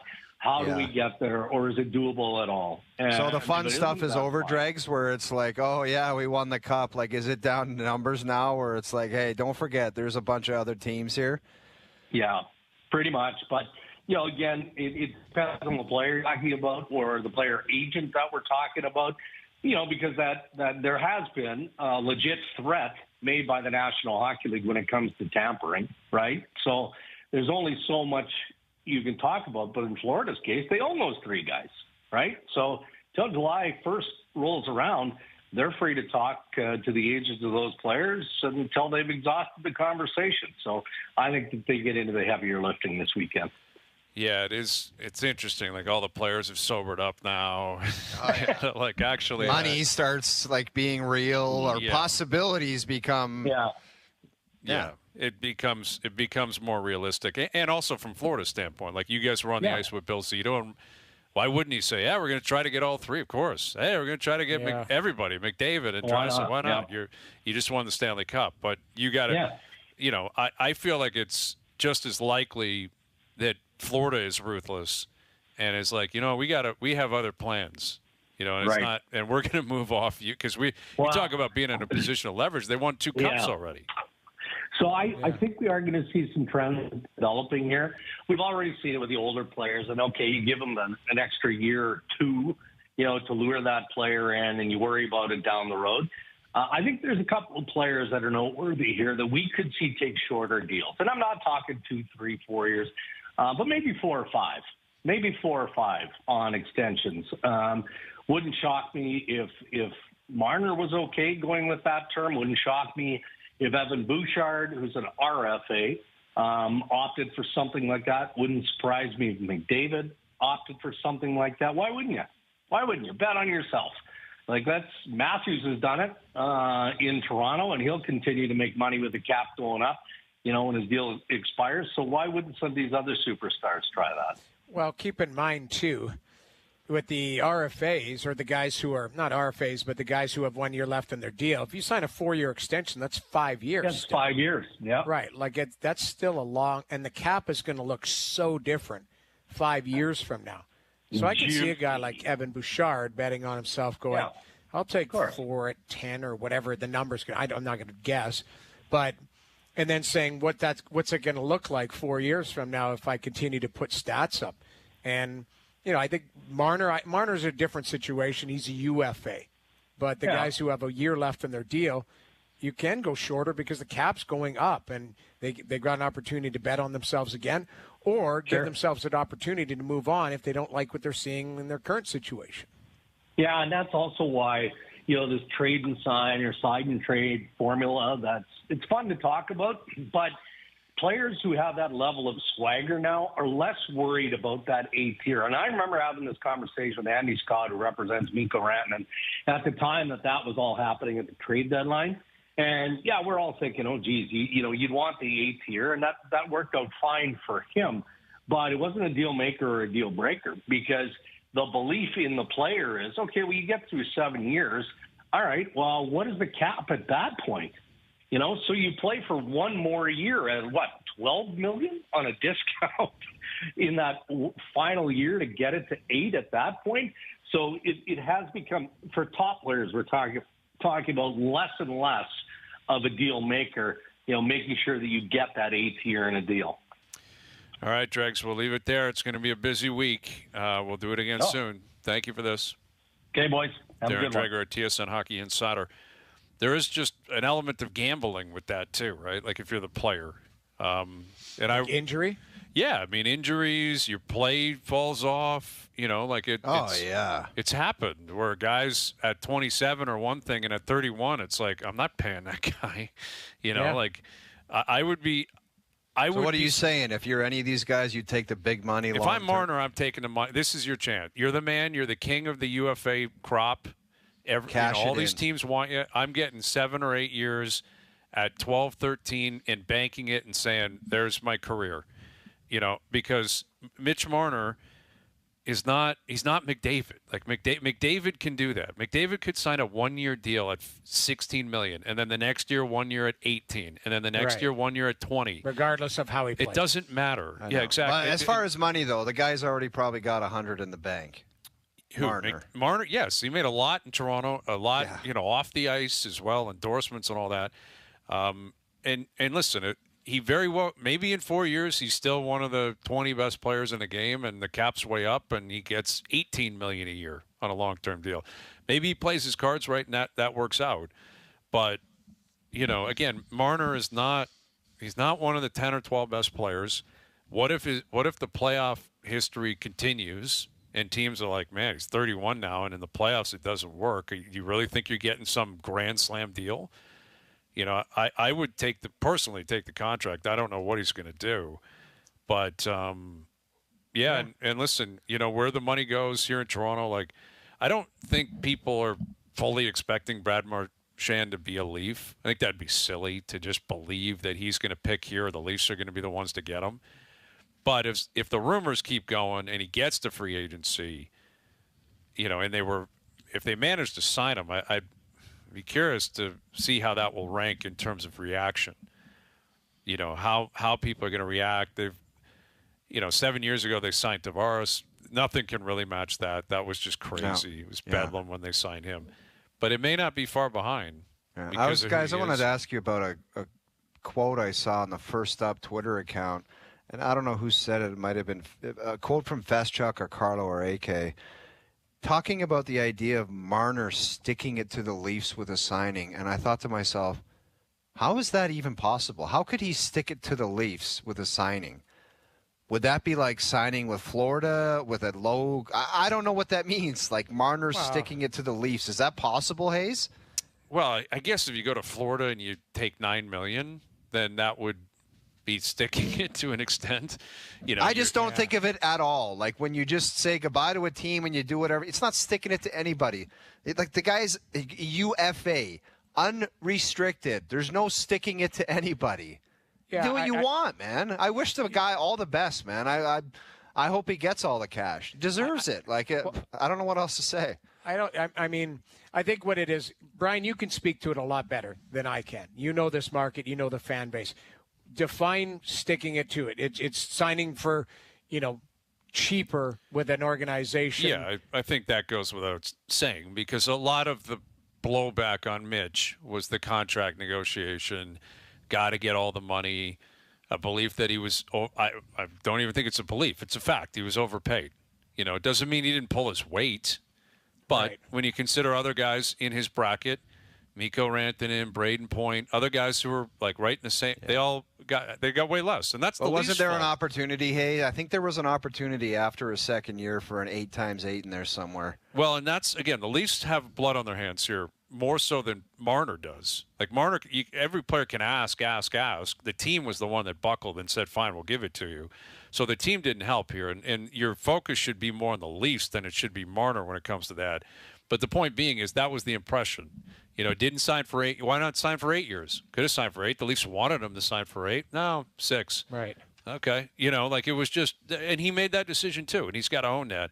And the idea that, yes, you would take less money when, again, the Leafs, by all accounts, were trying to sign him this year. Like that's another thing that I think Leaf fans take personally, whether it's fair or not, or ridiculous or not.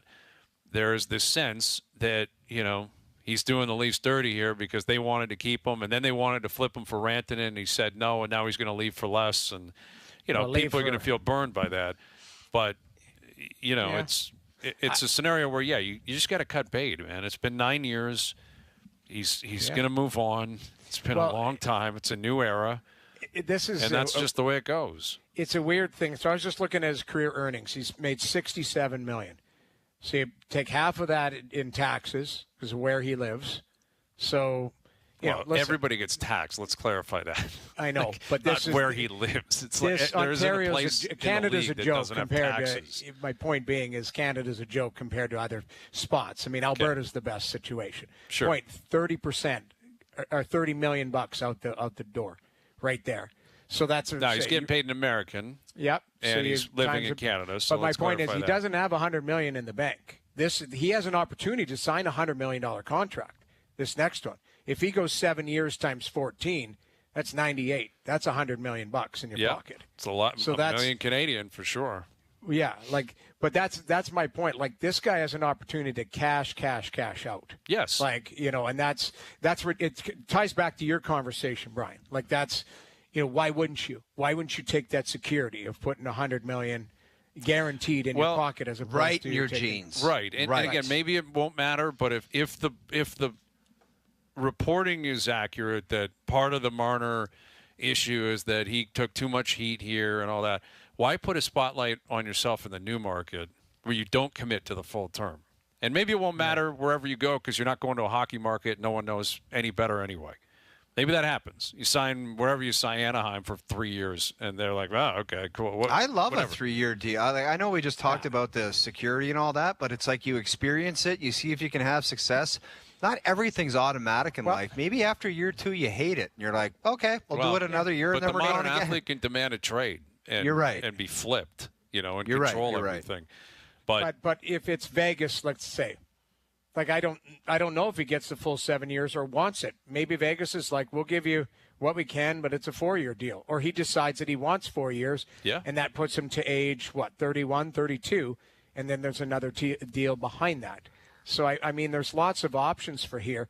And that's what I think what Dregs was trying to lean towards is like this guy might sign shorter and bet on himself that he goes and either continues to have success because we know he has regular season success, but maybe something else can happen in the playoffs for a new team. Who knows? Yeah, but again, it gets back to a consistent theme, whether it's, again, 100% accurate or inaccurate or what have you.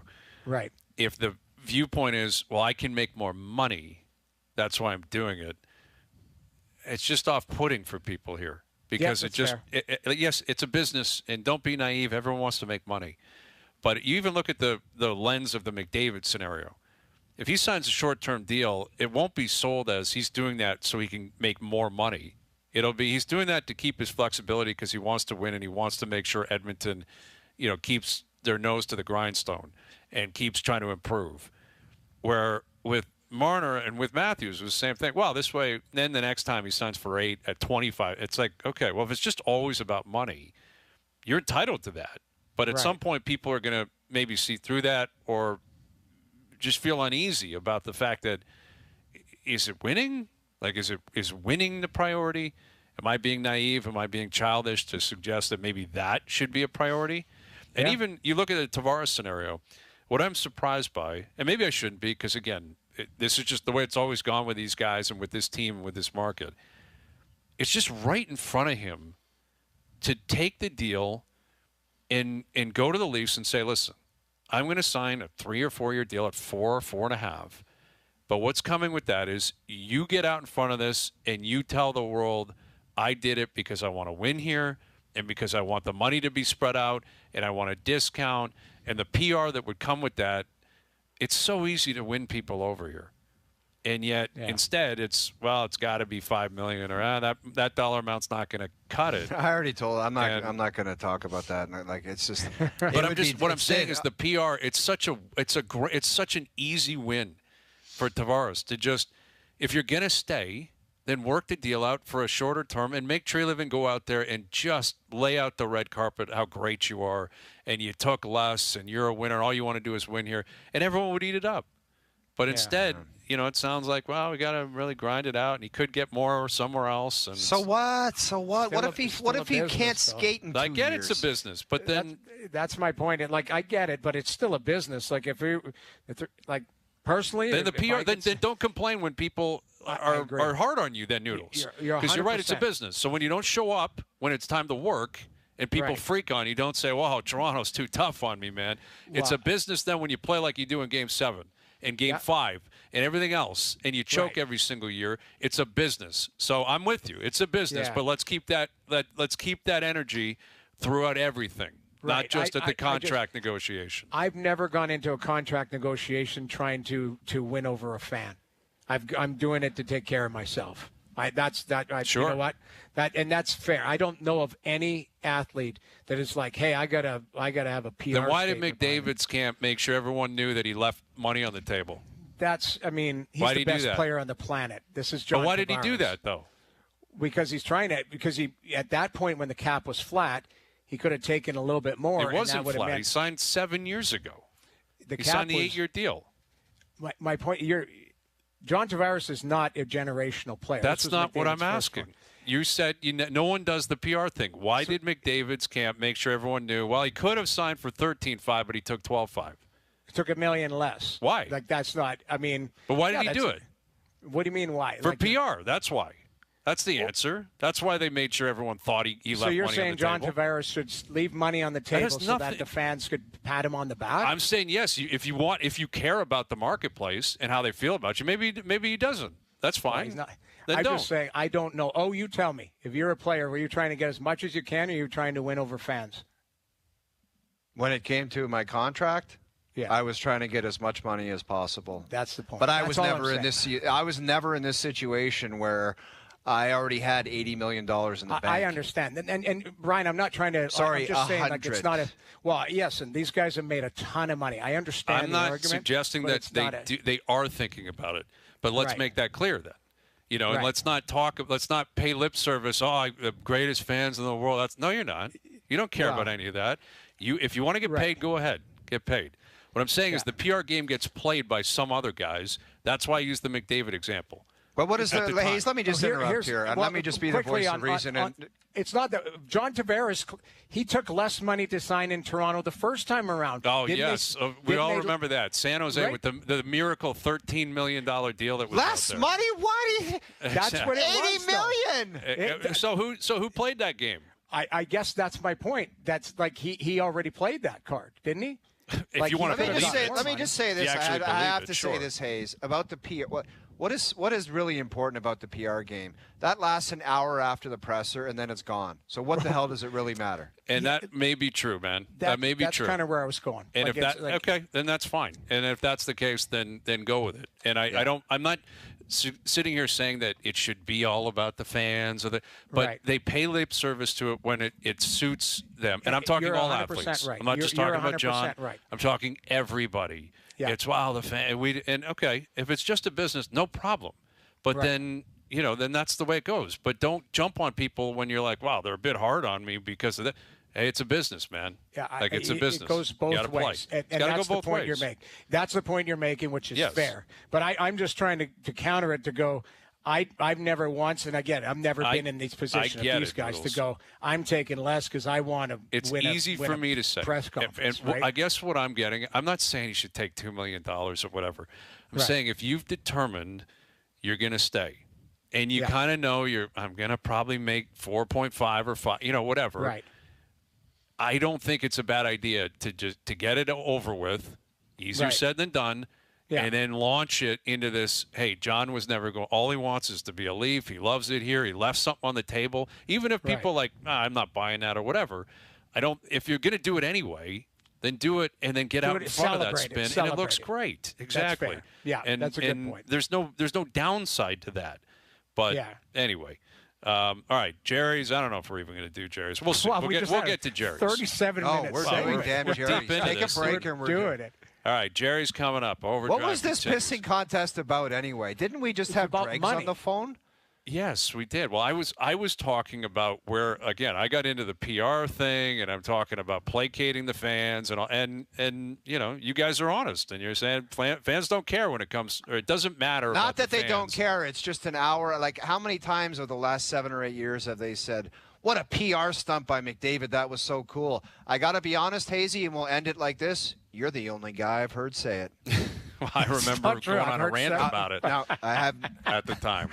All right, That's true. here you we guys go. shake hands on the Josh screen here. Lumenberg coming Shake up. hands and before we Jerry's. go to All right, break. All right, yes. Overdrive continues. TSN 1050 and on the TSN app.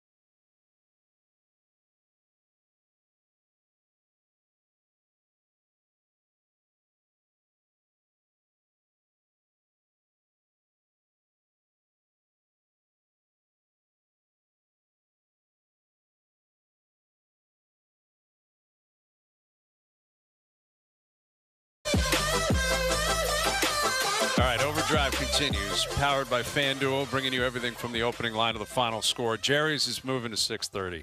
Jerry's is at 6:30 now. He's getting pushed back. And Won't be happy. Won't be happy. He won't be happy. No, he won't be happy. But I was thinking more of our conversation in the break. And Yes. I don't do this often, but I'm like, you know what? I have something I wish I said when we were having this conversation. Because we were talking about the PR, we're talking about the fans, and we're Fair talking enough. about What do you got? contracts. And, you said an hour, Noodles, an hour after it's signed, everyone forgets. And I'm thinking to myself in the break, all we do is talk about contracts. Like, we've been talking about Mitch Marner's contract negotiation for 6 years. I know, but you're What are we talking misconstruing the contract talk and the PR element of the contract talk. No, I think they're directly connected.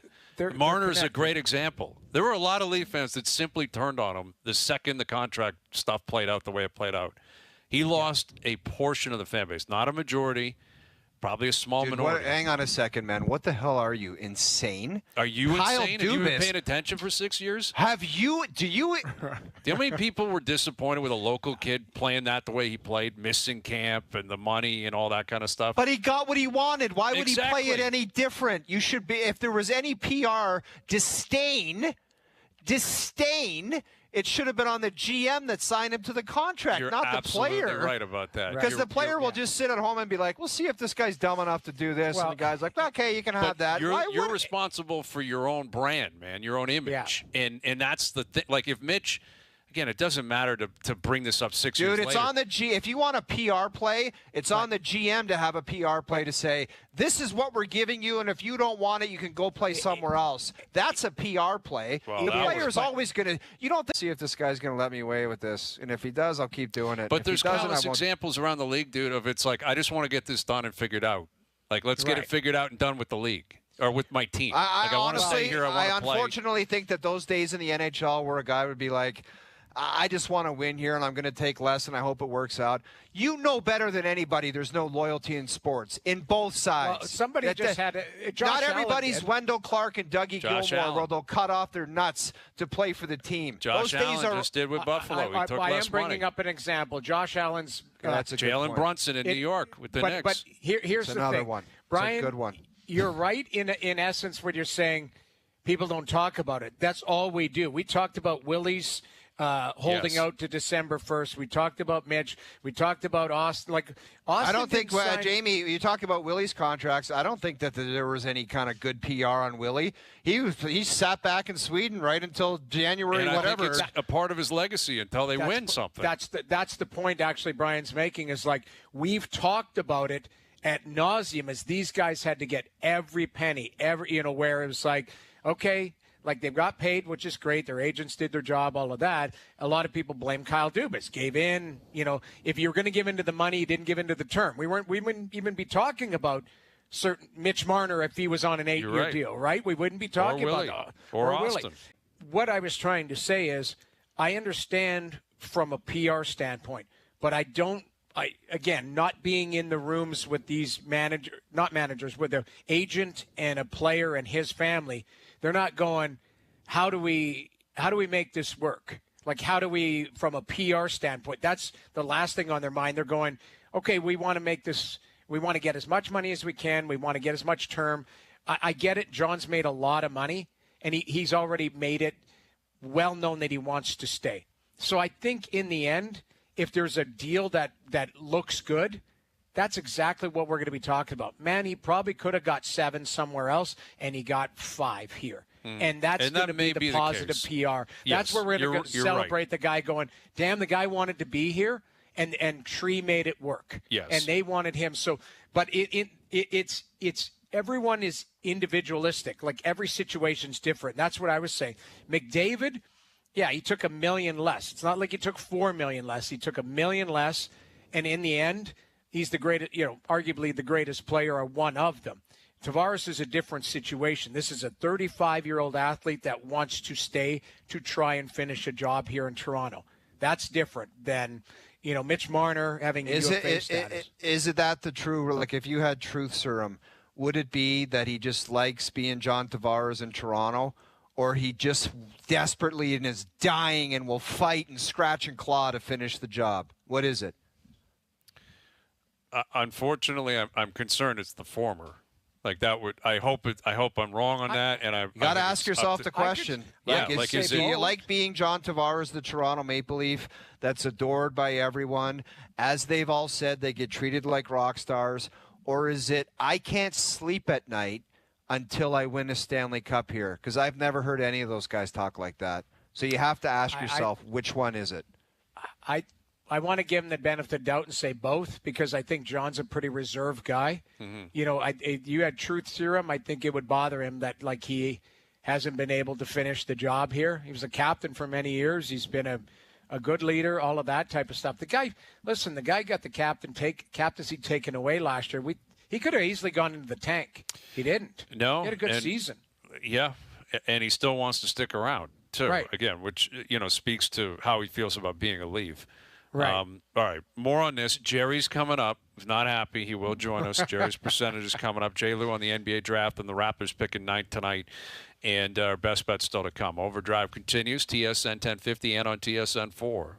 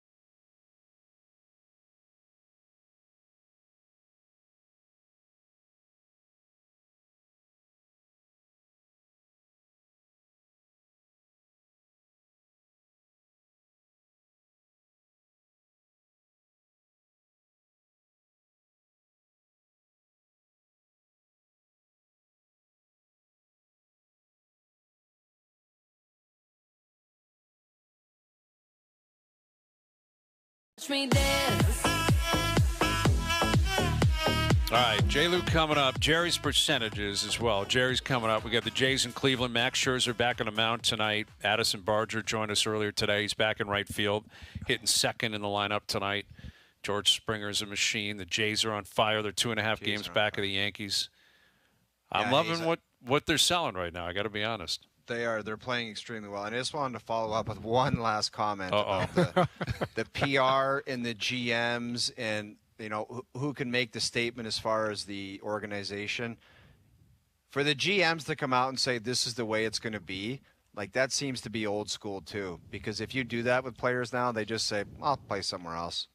You know what I mean? Yeah. It's not like players are going to say, oh, that's the way it is around here. I'm in. They say, bye-bye.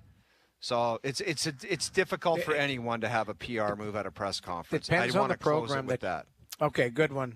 Depends on the program they build, too. And I want to bring up a couple examples because we always just focus on the two Florida teams, but there are other examples in the league that have set internal salary cap stuff, and guys just either you're in or you're out type of thing. Yeah, but that was back in the day with Detroit where you couldn't make more than $7 million at Lidstrom. No, but it's more recent than we think. I'll show you. I got one for you. Okay, come back with that. And we'll continue this conversation all night. It's a good one. I love it. It's an outstanding. This is what people are talking about around the league and in the city for sure. Man. It's the truth. Absolutely. They're all great players, and there's only so much money, and people are emotional right now. Florida's just done some damage to this league, man. Yeah, they really have. Final hour coming up. OverDrive continues. TSN 1050 soon to be up on TSN 2.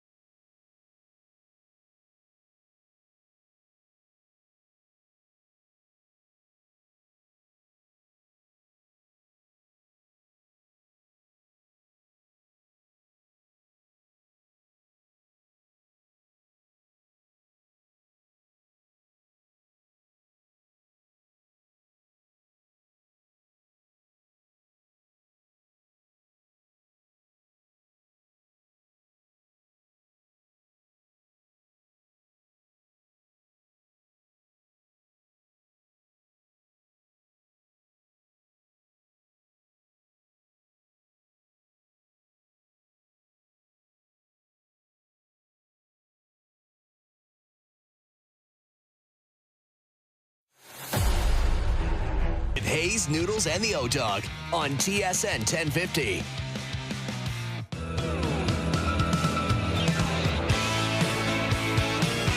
Final hour OverDrive continues, powered by FanDuel, bringing you everything from the opening line to the final score. Jerry's percentages later in the hour. Our best bet still to come.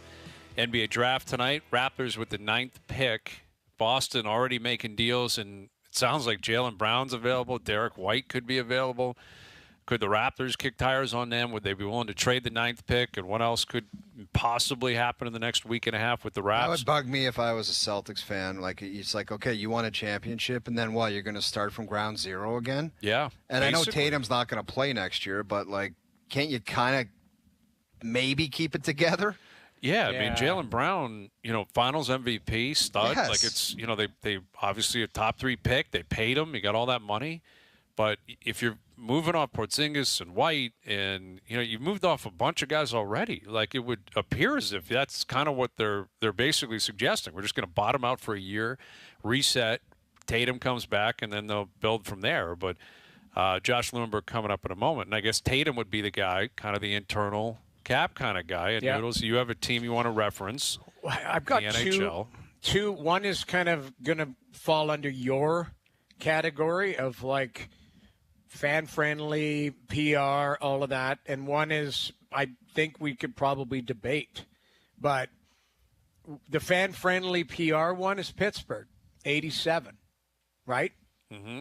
Now, if he was superstitious and his number was 99, he'd be making 9.9, right? Like, yeah, you're right. But you look at Pittsburgh. Now, again, let's cap era, all adjust for what it was. This guy's made 8.7 for as long as I can remember. And, like, so the way they built their team is like, well, that guy makes 8.7. Okay, Malkin, you got to be right there. Everybody else kind of has Letang. Like if his number was 10, then everybody would be 10. And if he wanted to milk as much as he could, he can. So that falls under the PR-friendly, scenario. The other one that I kind of thought was hiding in plain sight for many years was Boston. Mm-hmm. Because, it went back to Ray Bork in the years, and Sin didn't want to pay these guys, and Bork is the top. But it was Bergeron, Chara, Marchand, all of those guys were on – team friendly. Everyone just kind of was like, okay, this is what this guy makes. This is where it comes right in right under below that guy. Yep, the only guy who blew through it was Pasternak recently at 11-6. And eventually he's like, that's enough. And then McAvoy, and they had to change the way they did business. And that speaks to what I was talking about, like the modern athlete now. Right. And now I think it's a coincidence, but look where Boston is. Now they're like bottomed out. And they're like, we got to reset a lot of different things because they lost that. They lost what they had, which was really their soul in many ways because all the players were like, we're here to win and we love being a Bruin. And then it's just kind of accepted around there. It's like, okay, this is the culture they built. This is what they pay their players. This is what you want to be a part of the program. This is what it looks like. Now, that's kind of, I think, falls in consistent what we're talking about with Florida's other teams. got that going now. Florida, both Florida teams. Tampa, those guys make money. But, they probably could have asked for more. And in the end, yes, the tax situation, but it's also if their top players are making 9.5, then you fall in below 9.5 if you're not their top player. That's really what it is. Yeah, and they all win. Like, these are teams that have consistently won. Like, that's the thing. You would think GMs kind of would get that. Like, it's – and maybe if you're starting from scratch now, it can't be under $10 million. Maybe it's got to be under 11 or 11.5 or whatever it is. And there are exceptions clearly, but Florida's won, Tampa's won, Boston was consistently great for 15 years. Well, I thought of and something. Even Colorado's another example. 12.6, that's the limit now. Now Makar will go over that. I think they'll make the exception, and I think McKinnon will be the first one to say yes, you should. Right. But Rantanen wasn't getting over that. Right? No. There was no way. That's why Rantanen left, I think moved on from him because it was like, well, this is what McKinnon gets, and this is the way it goes. Yeah. One more thing on the Tavares thing too, which I think is interesting. We'll get to it later, but I've got to. He could get more money in another organization, and there will be others, and I'll give you an example of one. Okay. Later. All right. J-Lo, let's get to him. We're teasing the Tavares. So I know. I'm fired up about it. We'll get to that. We got Jerry's coming up. Best bets later in the hour. Jay's in action. But the Raptors are picking 9th tonight? We know Cooper Flagg's going to go first. And then, Dylan Harper likely goes second. Edgecombe goes third. And then all hell could break loose, including the idea that picks will be traded. Here's our Raptors reporter, Josh Lewenberg, to set the scene on the draft tonight. J. Lou, which way are you leaning here? Do you think the Raptors keep the pick at 9, or do you think they could flip it between now and then? Yeah, I think they keep it. I mean, look, if you've been taking in trade rumors over the last few weeks, you've definitely heard the Raptors name come up. And, I mean, even just talking to people around the league, they confirm what's been widely reported in that the 9th overall pick is believed to be available. The Raptors are keeping their options open. They could move up. They could move down. They could move out of the draft or out of the first round altogether for the right package. But for what it's worth, I mean, that's kind of the mentality that they have at this time every year. And in 12 years at the helm, Masai Ujiri has never traded a first-round pick between the end of the season and the draft. And, I mean, look, he's a scout at heart. That's how he got his start in the league, and this is the time of the year that really excites him. And it should. I mean, the Raptors have a great track record in the draft, so I don't expect them to move it unless a really interesting opportunity opens up. I think they use it, and I think they use it on a big. I mean, that's their biggest area of need right now, and their draft philosophy is always draft the best player available. But wouldn't it be the perfect storm if the guy that happens to be at the top of the board at 9 also happens to address their biggest need? And you mentioned the draft landscape. It's a much better draft than last year. I think a lot of that has to do with the strength of prospect at the top, but I do think there is a level of depth in this draft that we didn't see last year, and so much of that is these really quality, interesting bigs that are available in the mid to late lottery. So I think there's a number of different directions the Raptors could go with a big, assuming they go down that route, and it'll be interesting to see, like, what's the risk tolerance and how much patience do they have? Because I look at a few of these guys. We could talk about names. There are a few specifically that jump out to me that are more NBA ready, guys that can maybe step in and contribute right away. But we also know that Masai, I mean, he's been pining for the Giannis player, the dice roll, the guy that either works out or he doesn't. Obviously, they ended up on the wrong side of that with Bruno Caboclo back a decade ago. But there are a few of those dice rolls, a few of those high-risk, high-reward bigs that are out there as well. And I'd be interesting to see, like, are they willing to take a shot at one of those guys?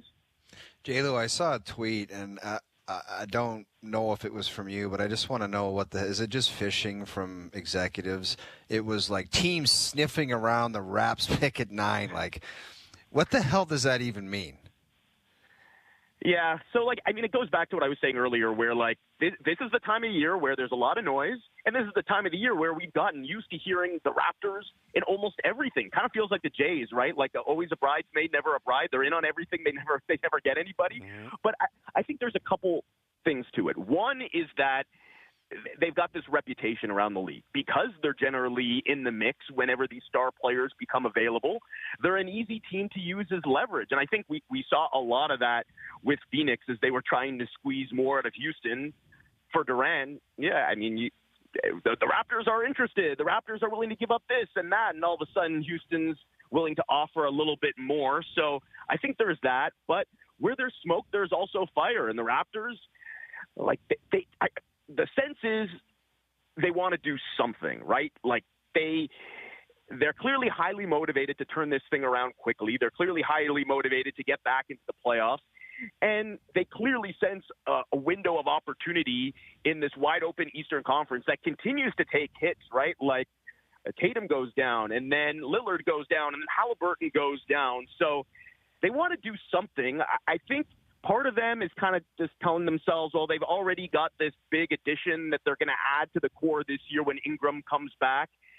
And, I mean, that's why they made the move when they did, is to get ahead of the chaos that is the NBA offseason. And if he's healthy and if he plays well, then that will be an addition of sorts. But I think they are active in terms of looking around and trying to figure out how they can upgrade this roster from here because they do want to make a big jump this year.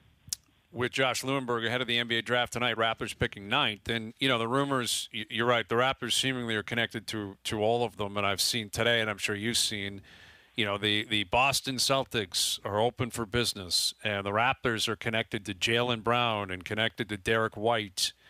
Could you picture that being the scenario, like a trade within the division? Could Masai kick tires on the Celtics? And if so, which of those two players would make more sense? I think Boston was open for business. I think they're done. Like, the only reason they were looking to make moves, and this was going to happen even before the Tatum injury, is, this new CBA has kind of put the clamps on a lot of teams that are hovering around or over the second apron. They needed to get under it, and they've already done that now with the trades for setting out Drew Holiday and Kristaps Porzingis.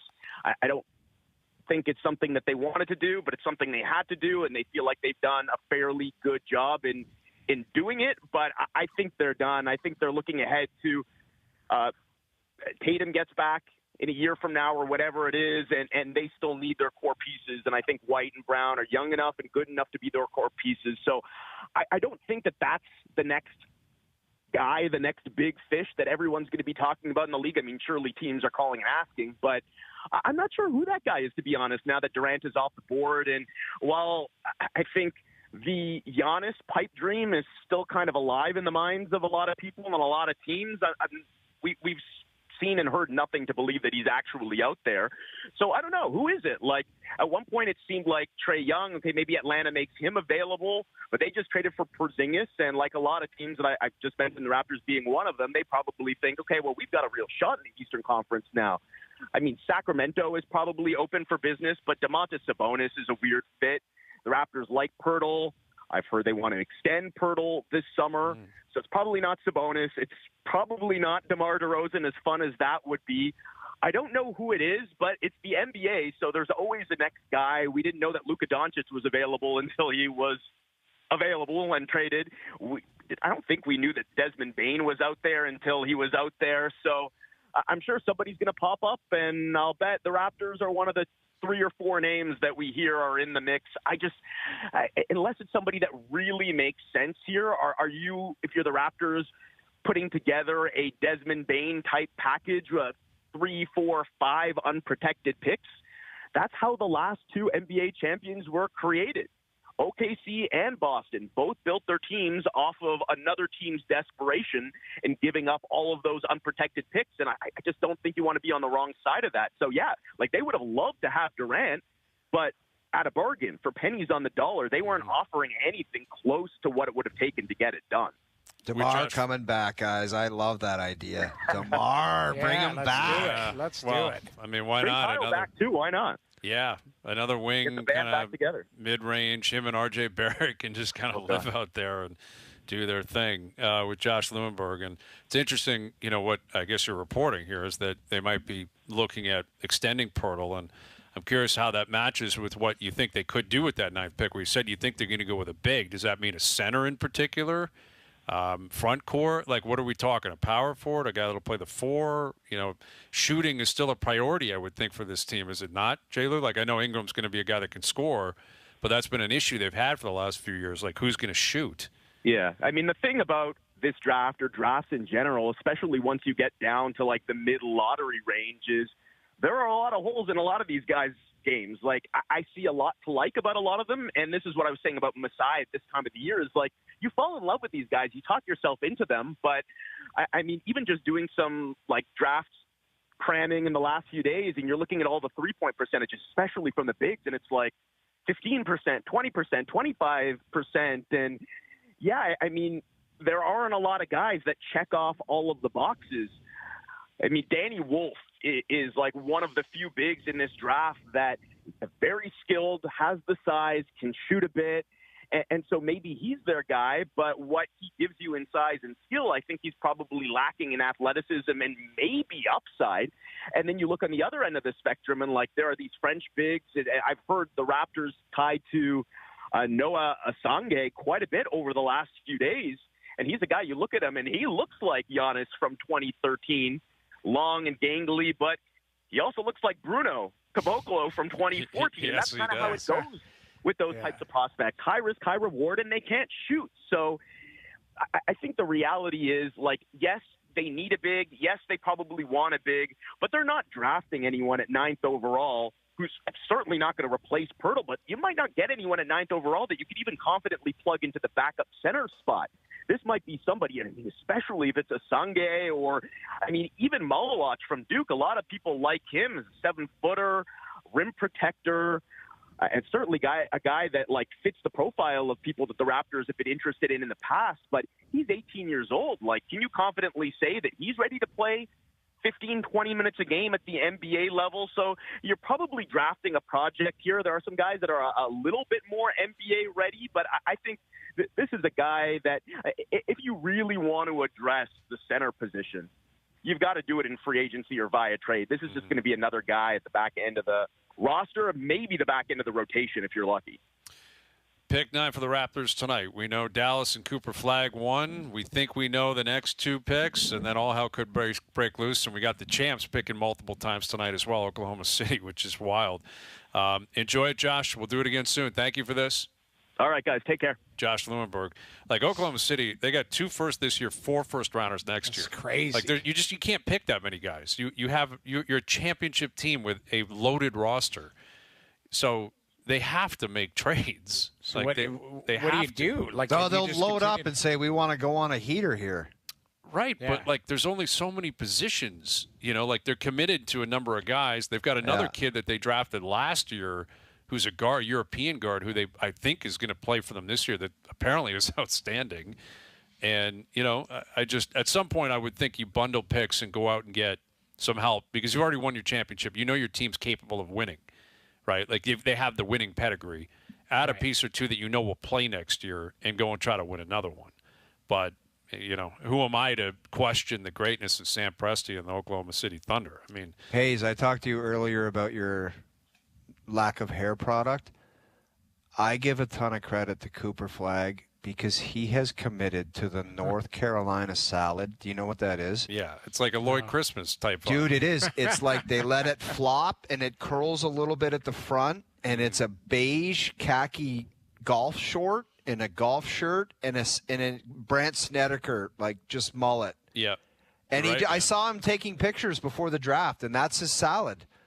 He just said, I'm going to let it flop, no product, and it's just North Carolina Brant Snedeker salad. Yep, just dry and flat and frizzly, and that's it, man. That's the Carolina look is it works very for him. defined. Yes, It Dude, is. I could pick out there was a bunch of picks at the PGA Championship at Quail Hollow where there was just a stack of dudes, 10 of them, and they all had the same clothes on, man. A beige golf short and a striped golf shirt and a skullet. Yep. It was insane. Pair of brown, hush puppy shoes. Or it's like the Kevin Kisner, Smiley Kaufman, skullet, flipped to the side. Yes. Like a feathered flip to the side, and underneath it's bald. I hear you, man. I know. Yeah. And that's Cooper Flag off to Dallas. Today's best bets powered by FanDuel. Make your picks and assemble a same-game parlay in seconds on the FanDuel Sportsbook app.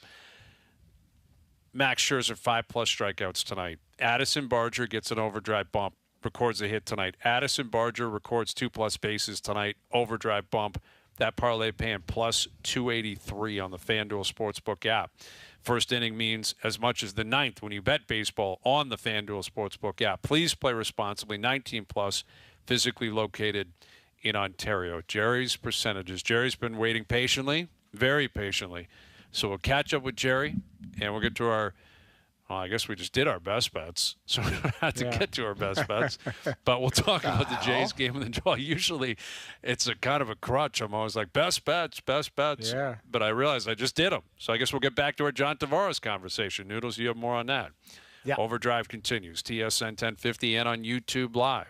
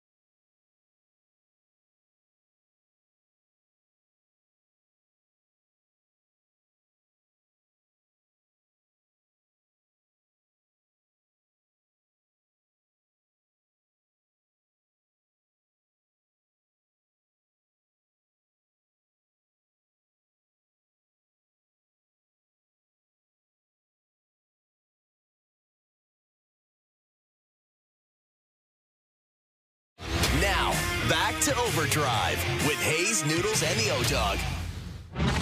You're going to want to hear this. Jerry's percentages. I don't love being commissioner as much as I used to. I actually love it even more. That's the voice of a Hall of Famer. Are you kidding? Have you been out drinking? You're all pigeons.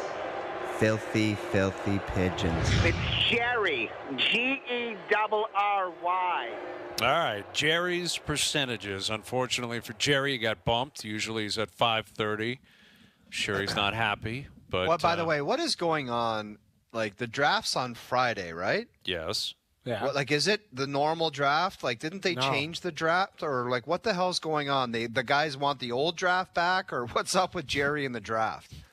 No, it's they got war rooms in their own respective cities now. Yeah. So not everyone's on the floor Not everyone's, somewhere. No. not everyone's at the draft, like the managers and all that. They're in their own respective, like. It's like the NFL draft now. Yes, like I believe exactly. it's in L.A. where Yeah, I it is. think like the top picks have been invited and Yeah. So the you know, picks are going to be in L.A.? yes, I believe so. But everyone Okay. else is going to be back home, and it sounds like Jerry hates it, and he has no I hate idea it why he too. accepted it, and they're going to go back to the old draft. Yeah, I mean, And- they've sent teams have sent representatives there. Like, I don't know who the Leafs sent, but I believe Brad Treliving and his management group will be back here. But they've sent somebody to give a jersey out, all of that That's type of stuff. guys. Let's get to Jerry's, but that's overthinking, man. Somebody It over, is. and I think it was about the time crunch and couldn't get places and whatever. But that's just get the it. draft's the draft, man. It's one of the staples of the league. They should have never changed Yeah, it. it's a great exactly. It's a celebration of the sport, Yeah. the league, and We've been to a couple. We had a ton of fun at those outstanding. drafts. It's great. Yeah. You do get a lot of GMs get together. There's a chance for more stuff to happen, I believe. But yeah, when you have the cup being handed out on June 20th, it's a quick turnaround. And but I think they're going to go back to the old way, and they should. They absolutely should. All right, Jerry. I don't know if you got a statement or takes or whatever, but go ahead. The floor is yours. Jerry's wrapping up his celebrations with the no state tax champs and ready to rock for the draft and free agency. So let's do this. All right. Good stuff down there with the no state tax, which is not a thing according to him. No, doesn't But believe it. Doesn't make a difference. Yeah, it doesn't matter. All right, let's get to the takes then. Let's go here. Yeah. John Tavares will retire as a member of the Toronto Maple Leafs. My good friend Joe from the Bridge will love this. All right. That's John interesting timing. Tavares retires as a Toronto Maple Leaf. I'm going to say 20%. 20%. Are you guys in slam dunk Tavares is coming back I'm mode? higher on this. I'm higher on this considerably, but you go ahead. So then you guys know that he's already signing here. I know Yes, nothing. I know. Brad Treliving called me in the break, gave me an update. Okay, I'm going to stick with my 30%. He could still get a phone call and say, "Oh, you're going to give me that much money?" Okay. I'm higher on this. I'm going to say 60% because to get this deal done, to be, friendly, all of that, have a friendly cap hit, all of that type of stuff. It might be term. So if it's a 5-year deal or something like that, that means at the end of his career, it probably just goes away. I Yeah. don't kick the can down the road. That's That's what kind it of what feels I'm like. leaning towards, right? That's what it feels Chris like. Tanev type of situation. Or even if it's a 3 or 4 year deal, that just could be it. Like you get to Right. 30, you're not guaranteed to play until you're 40 in the league. That's a rarity. Very Right. few guys ever make that. So I'm of the same belief. If he re-signs with the Leafs, and it does still sound like that's likely to happen, I would have to believe that's it. Like it's a commitment from both parties that you're here and that you're not planning on playing anywhere else. Because if he was open to the idea of playing anywhere else, I think we would see it on July 1st. Because then you would open the door to more money or to maybe a better winning situation. Like, let's clarify that, too. The Leafs are a really good team, but they haven't won anything. Right. So, I'm going to say 67%. 67%. So a bit higher than me. Yeah. A little bit higher. Now, again, I guess there's a chance you sign a deal, and then in 2 years the Leafs are like, you got to go. Like, we got to move on from you and maybe play somewhere else. But I would think, if he re-signs here, he's probably getting a full no move and no. That may be a part of the sticking point too. Is the Leafs are like, listen, we can't give you full protection on everything too. Right. Like, It'll be demanded as a UFA. Demanded. I get it. And he's not. Every player asks for it. Every player demands it. I'm sure he will get some of it for sure. Yeah. But I don't know. I'll say 67%. I do feel like we're going to have an answer on that or pretty close to it within the next week. All right, Jerry, what else do you have? Brock Besser signs for a cap hit of $8 million or more. If you're going to go for 8, Brocky boy, you might as well ask for 9. Why not? I guess you might as well ask for 9. Why stop at 8? But Brock's getting 8 per year as a cap hit. I'm high on this. I am. Because you know he's already committed. This is what I hate about. I'm just saying. I know I'm already. What do you like? I know guys. as much I gotta as you say, free agent frenzy. It's like telling your kids there's no Santa. It sucks now. Like there's so much. What is the word I'm looking for? Collusion? Collusion. Yes. Tampering, I'm talking about. Like, yeah. I love the days of surprises. Oh, my God, that guy's going that. Like, it's just. There'll be some surprises. There will be surprises. Really, Hayes? Yeah, I think so. Give me a surprise, a potential surprise. You know, okay. Brad Marchand goes somewhere. You know, it'll be an element of surprise if he leaves Florida, and I don't know where he's going to sign, but wherever he goes, if we don't know the answer, then there will be an element of surprise. I understand what you're saying, that by noon on the 1st, a lot of deals are going to pour out immediately, but that's always been the case. Right. But you think we're going to know on Mitch Marner? I'm not convinced we know on July 1st at noon where Mitch Marner is going to play. I think we might. Like, what if Brad Marchand goes back to Boston? What if they want to bring him back? Could be out there. But they didn't want to pay him. They didn't want to pay him $4 million, let alone $8. Well, I'm just saying maybe there was a wink at the deadline and going, we'll give you an opportunity, because it sounds like he wanted to go to Florida and that was it, and they made that deal happen, right? So Boston gets a first rounder from Florida back, and maybe he goes back there. I don't think so. That would be surprising though at this point. Like, not shocking, he but was their captain. It's an element of surprise. But the reason why Besser's 29 years old, and he's only scored 40 once, but he is for me, I think he's probably a 30-goal scorer. What does that get you? And as a free agent, then a team that really covets you. I think he's going to get something with an 8, though. It'll be high 7s or 8 type of thing. Yeah, I'm like 30%. It feels like a long-term deal for him. Like, it feels like a 7x7, 7x7.5. For Brock Besser? Make more sense. Yeah, for Besser. Yeah. This is what I don't understand, guys. This is what I don't understand, and this is why I think GMs have serious problems. How does one GM 3 months ago say he would be shocked at the offers that were out there for Brock Besser? Yeah. And then another guy says, I'm giving him 7x7.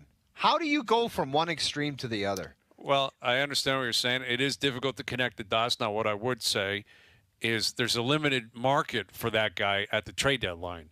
Right. In other words, Utah and Anaheim aren't trading for him. Why would you trade for a rental? I get it. But now you have money to spend on July. Like, Chicago's not trading for him, but that doesn't mean they won't offer him $8 million, or something. Like, they might.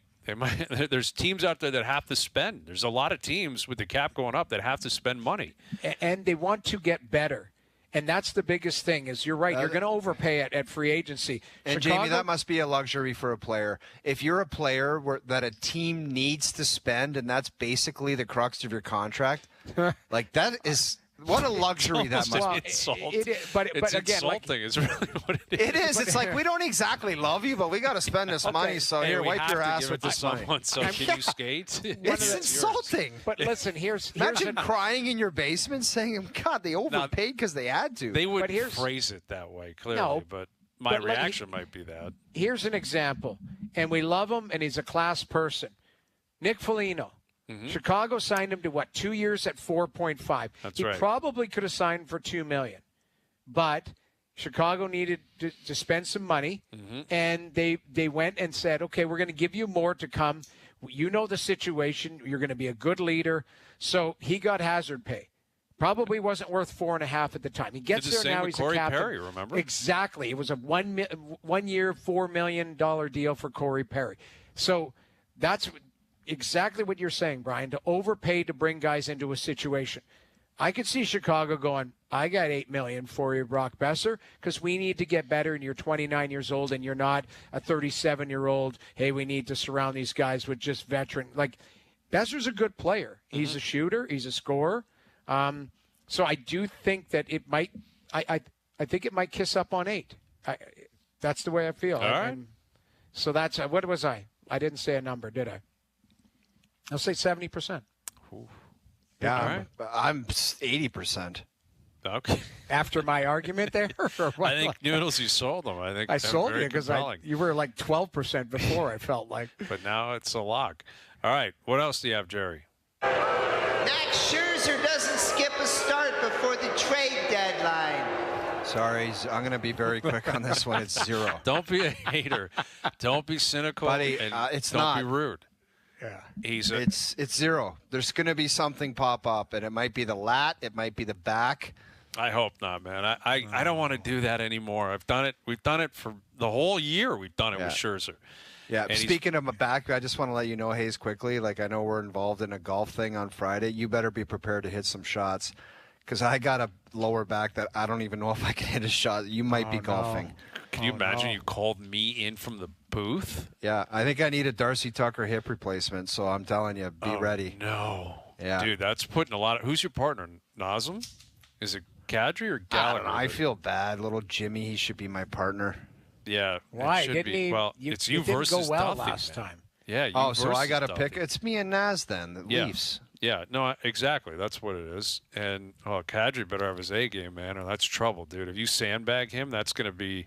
No, what I'm telling you is you have to be like you You're have telling to me be I gotta ready bring to my hit. clubs? Is that what you're suggesting? I'm not kidding. Bring your clubs because Mike Cairo in Collingwood said, "I don't know why you think you're golfing, but you're making a big mistake." Well, I'm sure that will go over well. Hayes in the booth. Ian Baker Finch grabbing his clubs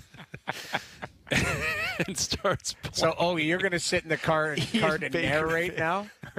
Dude, I'm not doing that. You know me. If something goes wrong and I can't hit a shot, it's feathers. Well, like the camera's are on. Dude, I'm going to be in the booth carving you. You got to understand that. I'm Johnny Miller. Well, you know what it that's is, like though. Bobby's Dan Hicks. I will be calling you like he called Colin Montgomery on 18 at Winged Foot in 06. If you start slashing it around, I will be harsh with my criticism. Is this, though, are you setting the table? Like, are you actually setting the table so it doesn't go well, you get the ass grab? No, That's I'm what We're it going to sounds see a like. Tiger Tiger ass grab? O'Neill. I'm being straight up. My bad hip. I might need it. A hip replacement is. You're a Tiger. That's what's happening, Noodles. You sniffed this out. This guy's planting the seed for a glutes aren't shooting commentary. They aren't. You know how hard it is for me to sit on this chair? When I stand up after the show, I have it's like I have a Forrest Gump leg. Like, it's not funny. Okay. Anyway, well, what I'll are be we ready even for doing you. here? The Jerry's. I don't even know. It's what we're Scherzer. talking Yeah, about. it's Scherzer. Scherzer 0. You said 0%. I'm 0. giving him 48%, a little below 50. I'm going to be concerned. an optimist here, and No, I you're understand not, dude. that there's You're no lying to analysis yourself, behind and it. you know you don't believe it. I might be. I probably am. But I want to believe in this story that the Jays are playing well, and it's actually going to turn into a magical season. And Scherzer's going to arrive on June 26th or 25th, and he's not going to miss another start. And he's going to be Kevin Costner out there.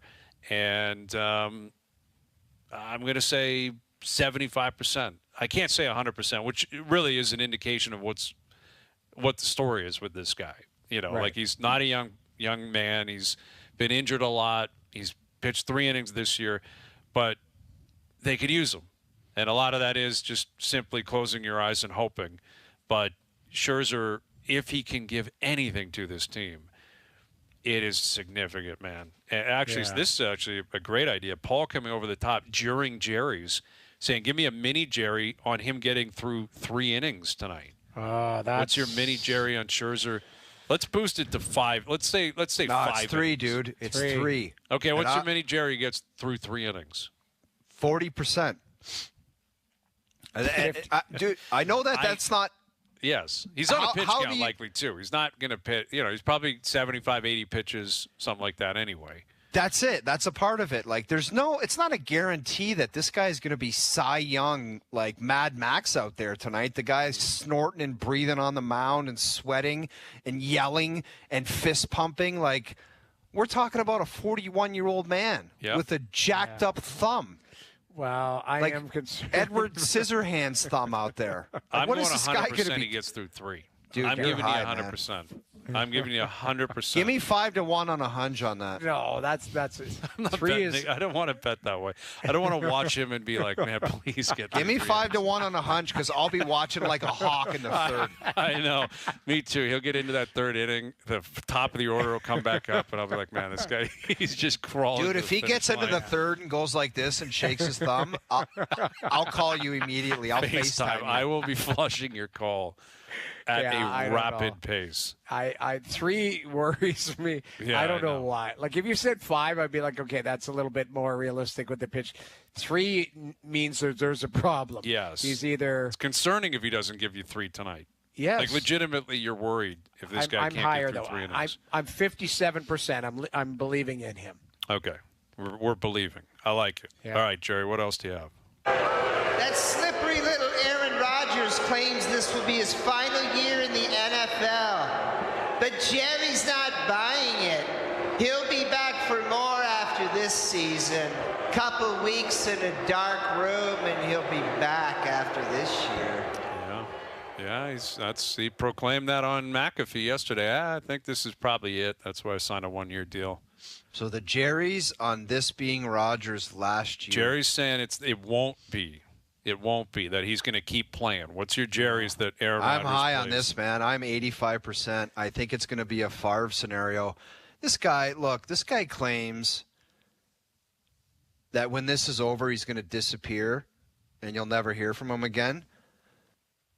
I don't buy that. I think he's an attention lover, and I think he loves being Aaron Rodgers, a superstar quarterback. And if this year goes well, I could definitely see him playing again. Definitely. Yeah, not just because of the performance, but because he loves being Aaron Rodgers, the superstar quarterback, man. He loves it. But he's long removed from Aaron Rodgers, the superstar quarterback. I know, but Jamie, what if he has – you know what these guys are like? All they need is a glimmer of hope. It's like 86 Masters. Jack just turned back the clock, and he's like, I still got it. But what if? But do you think, like, I see this could – I don't even know if he finishes the year with this Pittsburgh. I get it, and I understand that they don't – there's not a lot of options out there. I just don't see him and the coach jiving. I really think the coach is pretty strong-willed there. Yeah, and he's a great coach, but he runs coach. It's his show, man. It's Belichick. Like, that's exactly. Tomlin. And I just don't know if the personality, if those will either bond and have success. It could be a great success for him, where they protect him and he does a good job. He settles back in. But Rodgers is too big of a disaster for me. I feel like he's become a villain instead of just a guy who is arguably one of the greatest quarterbacks of all time. Mm-hmm. So I'm worried about it. I think this is his last year. Yeah, my thought is there's a part of it where he's trying to sell the people. Well, I only accepted 1 year because it might be maybe he wasn't offered more than that. Right. So his way of kind of compensating for that is, well, I didn't sign for longer because I chose not to because it might be my last year. Oh, really? Right. Like, even if it's your last year, you could sign a 2-3-year deal. You still retire with term left. It doesn't matter. What does it matter if you sign a 1-year deal or not? I get from a team perspective, it can count against the cap, and there's all that kind of stuff. But I'm not convinced Pittsburgh was interested in more than a one-off. Let's see how it goes type of scenario. And I agree with O. I'm going to say 51% he plays more than this year because if he has a really good year, they make the playoffs, and Tomlin and Pittsburgh, a great football market, want him back. I'm not convinced he just says, I'm out of here at all, man. I think if it's a disaster, then clearly it's it's very. You know what likely guys are that's like. it, You but- can say what you want, but there is competitive. If they have a great year and they get a sniff and have a playoff run, and they're like, "Oh, let's finish the job." You know how this stuff goes.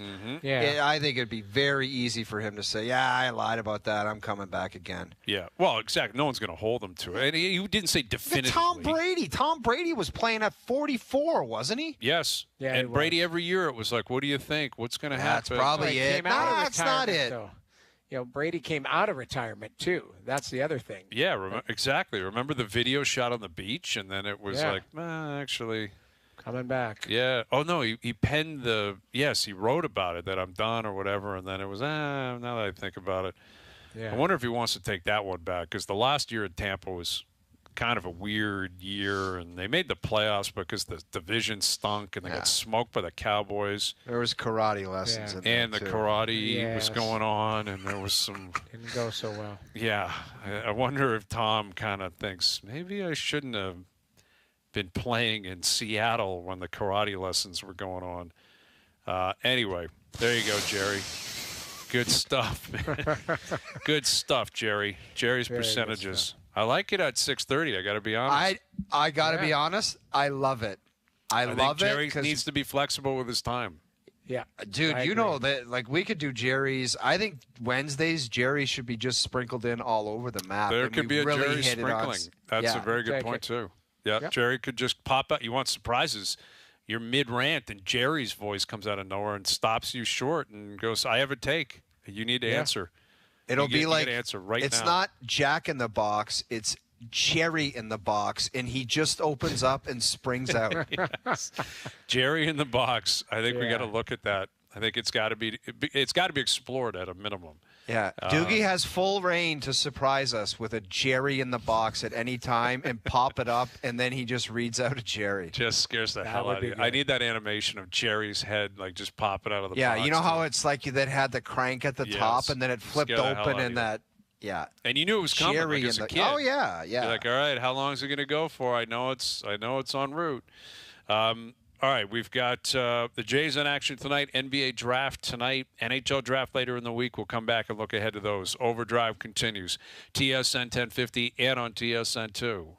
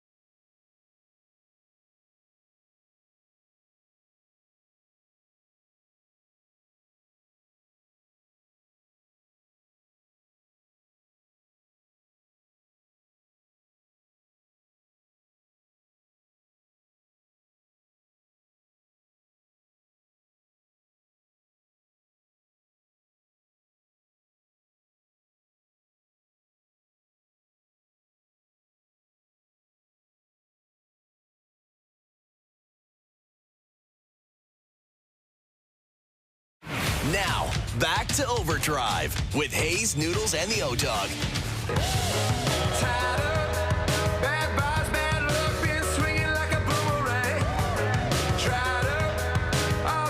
All right, TSN 1050 wants to give you the ultimate iHeartRadio experience this summer at Osheaga Music and Arts Festival in Montreal.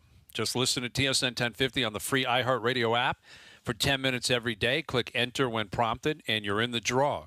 You'll see Olivia Rodrigo, The Killers, Gracie Abrams, and more with gold weekend passes. Plus, we'll hook you up with travel thanks to TripCentral.ca.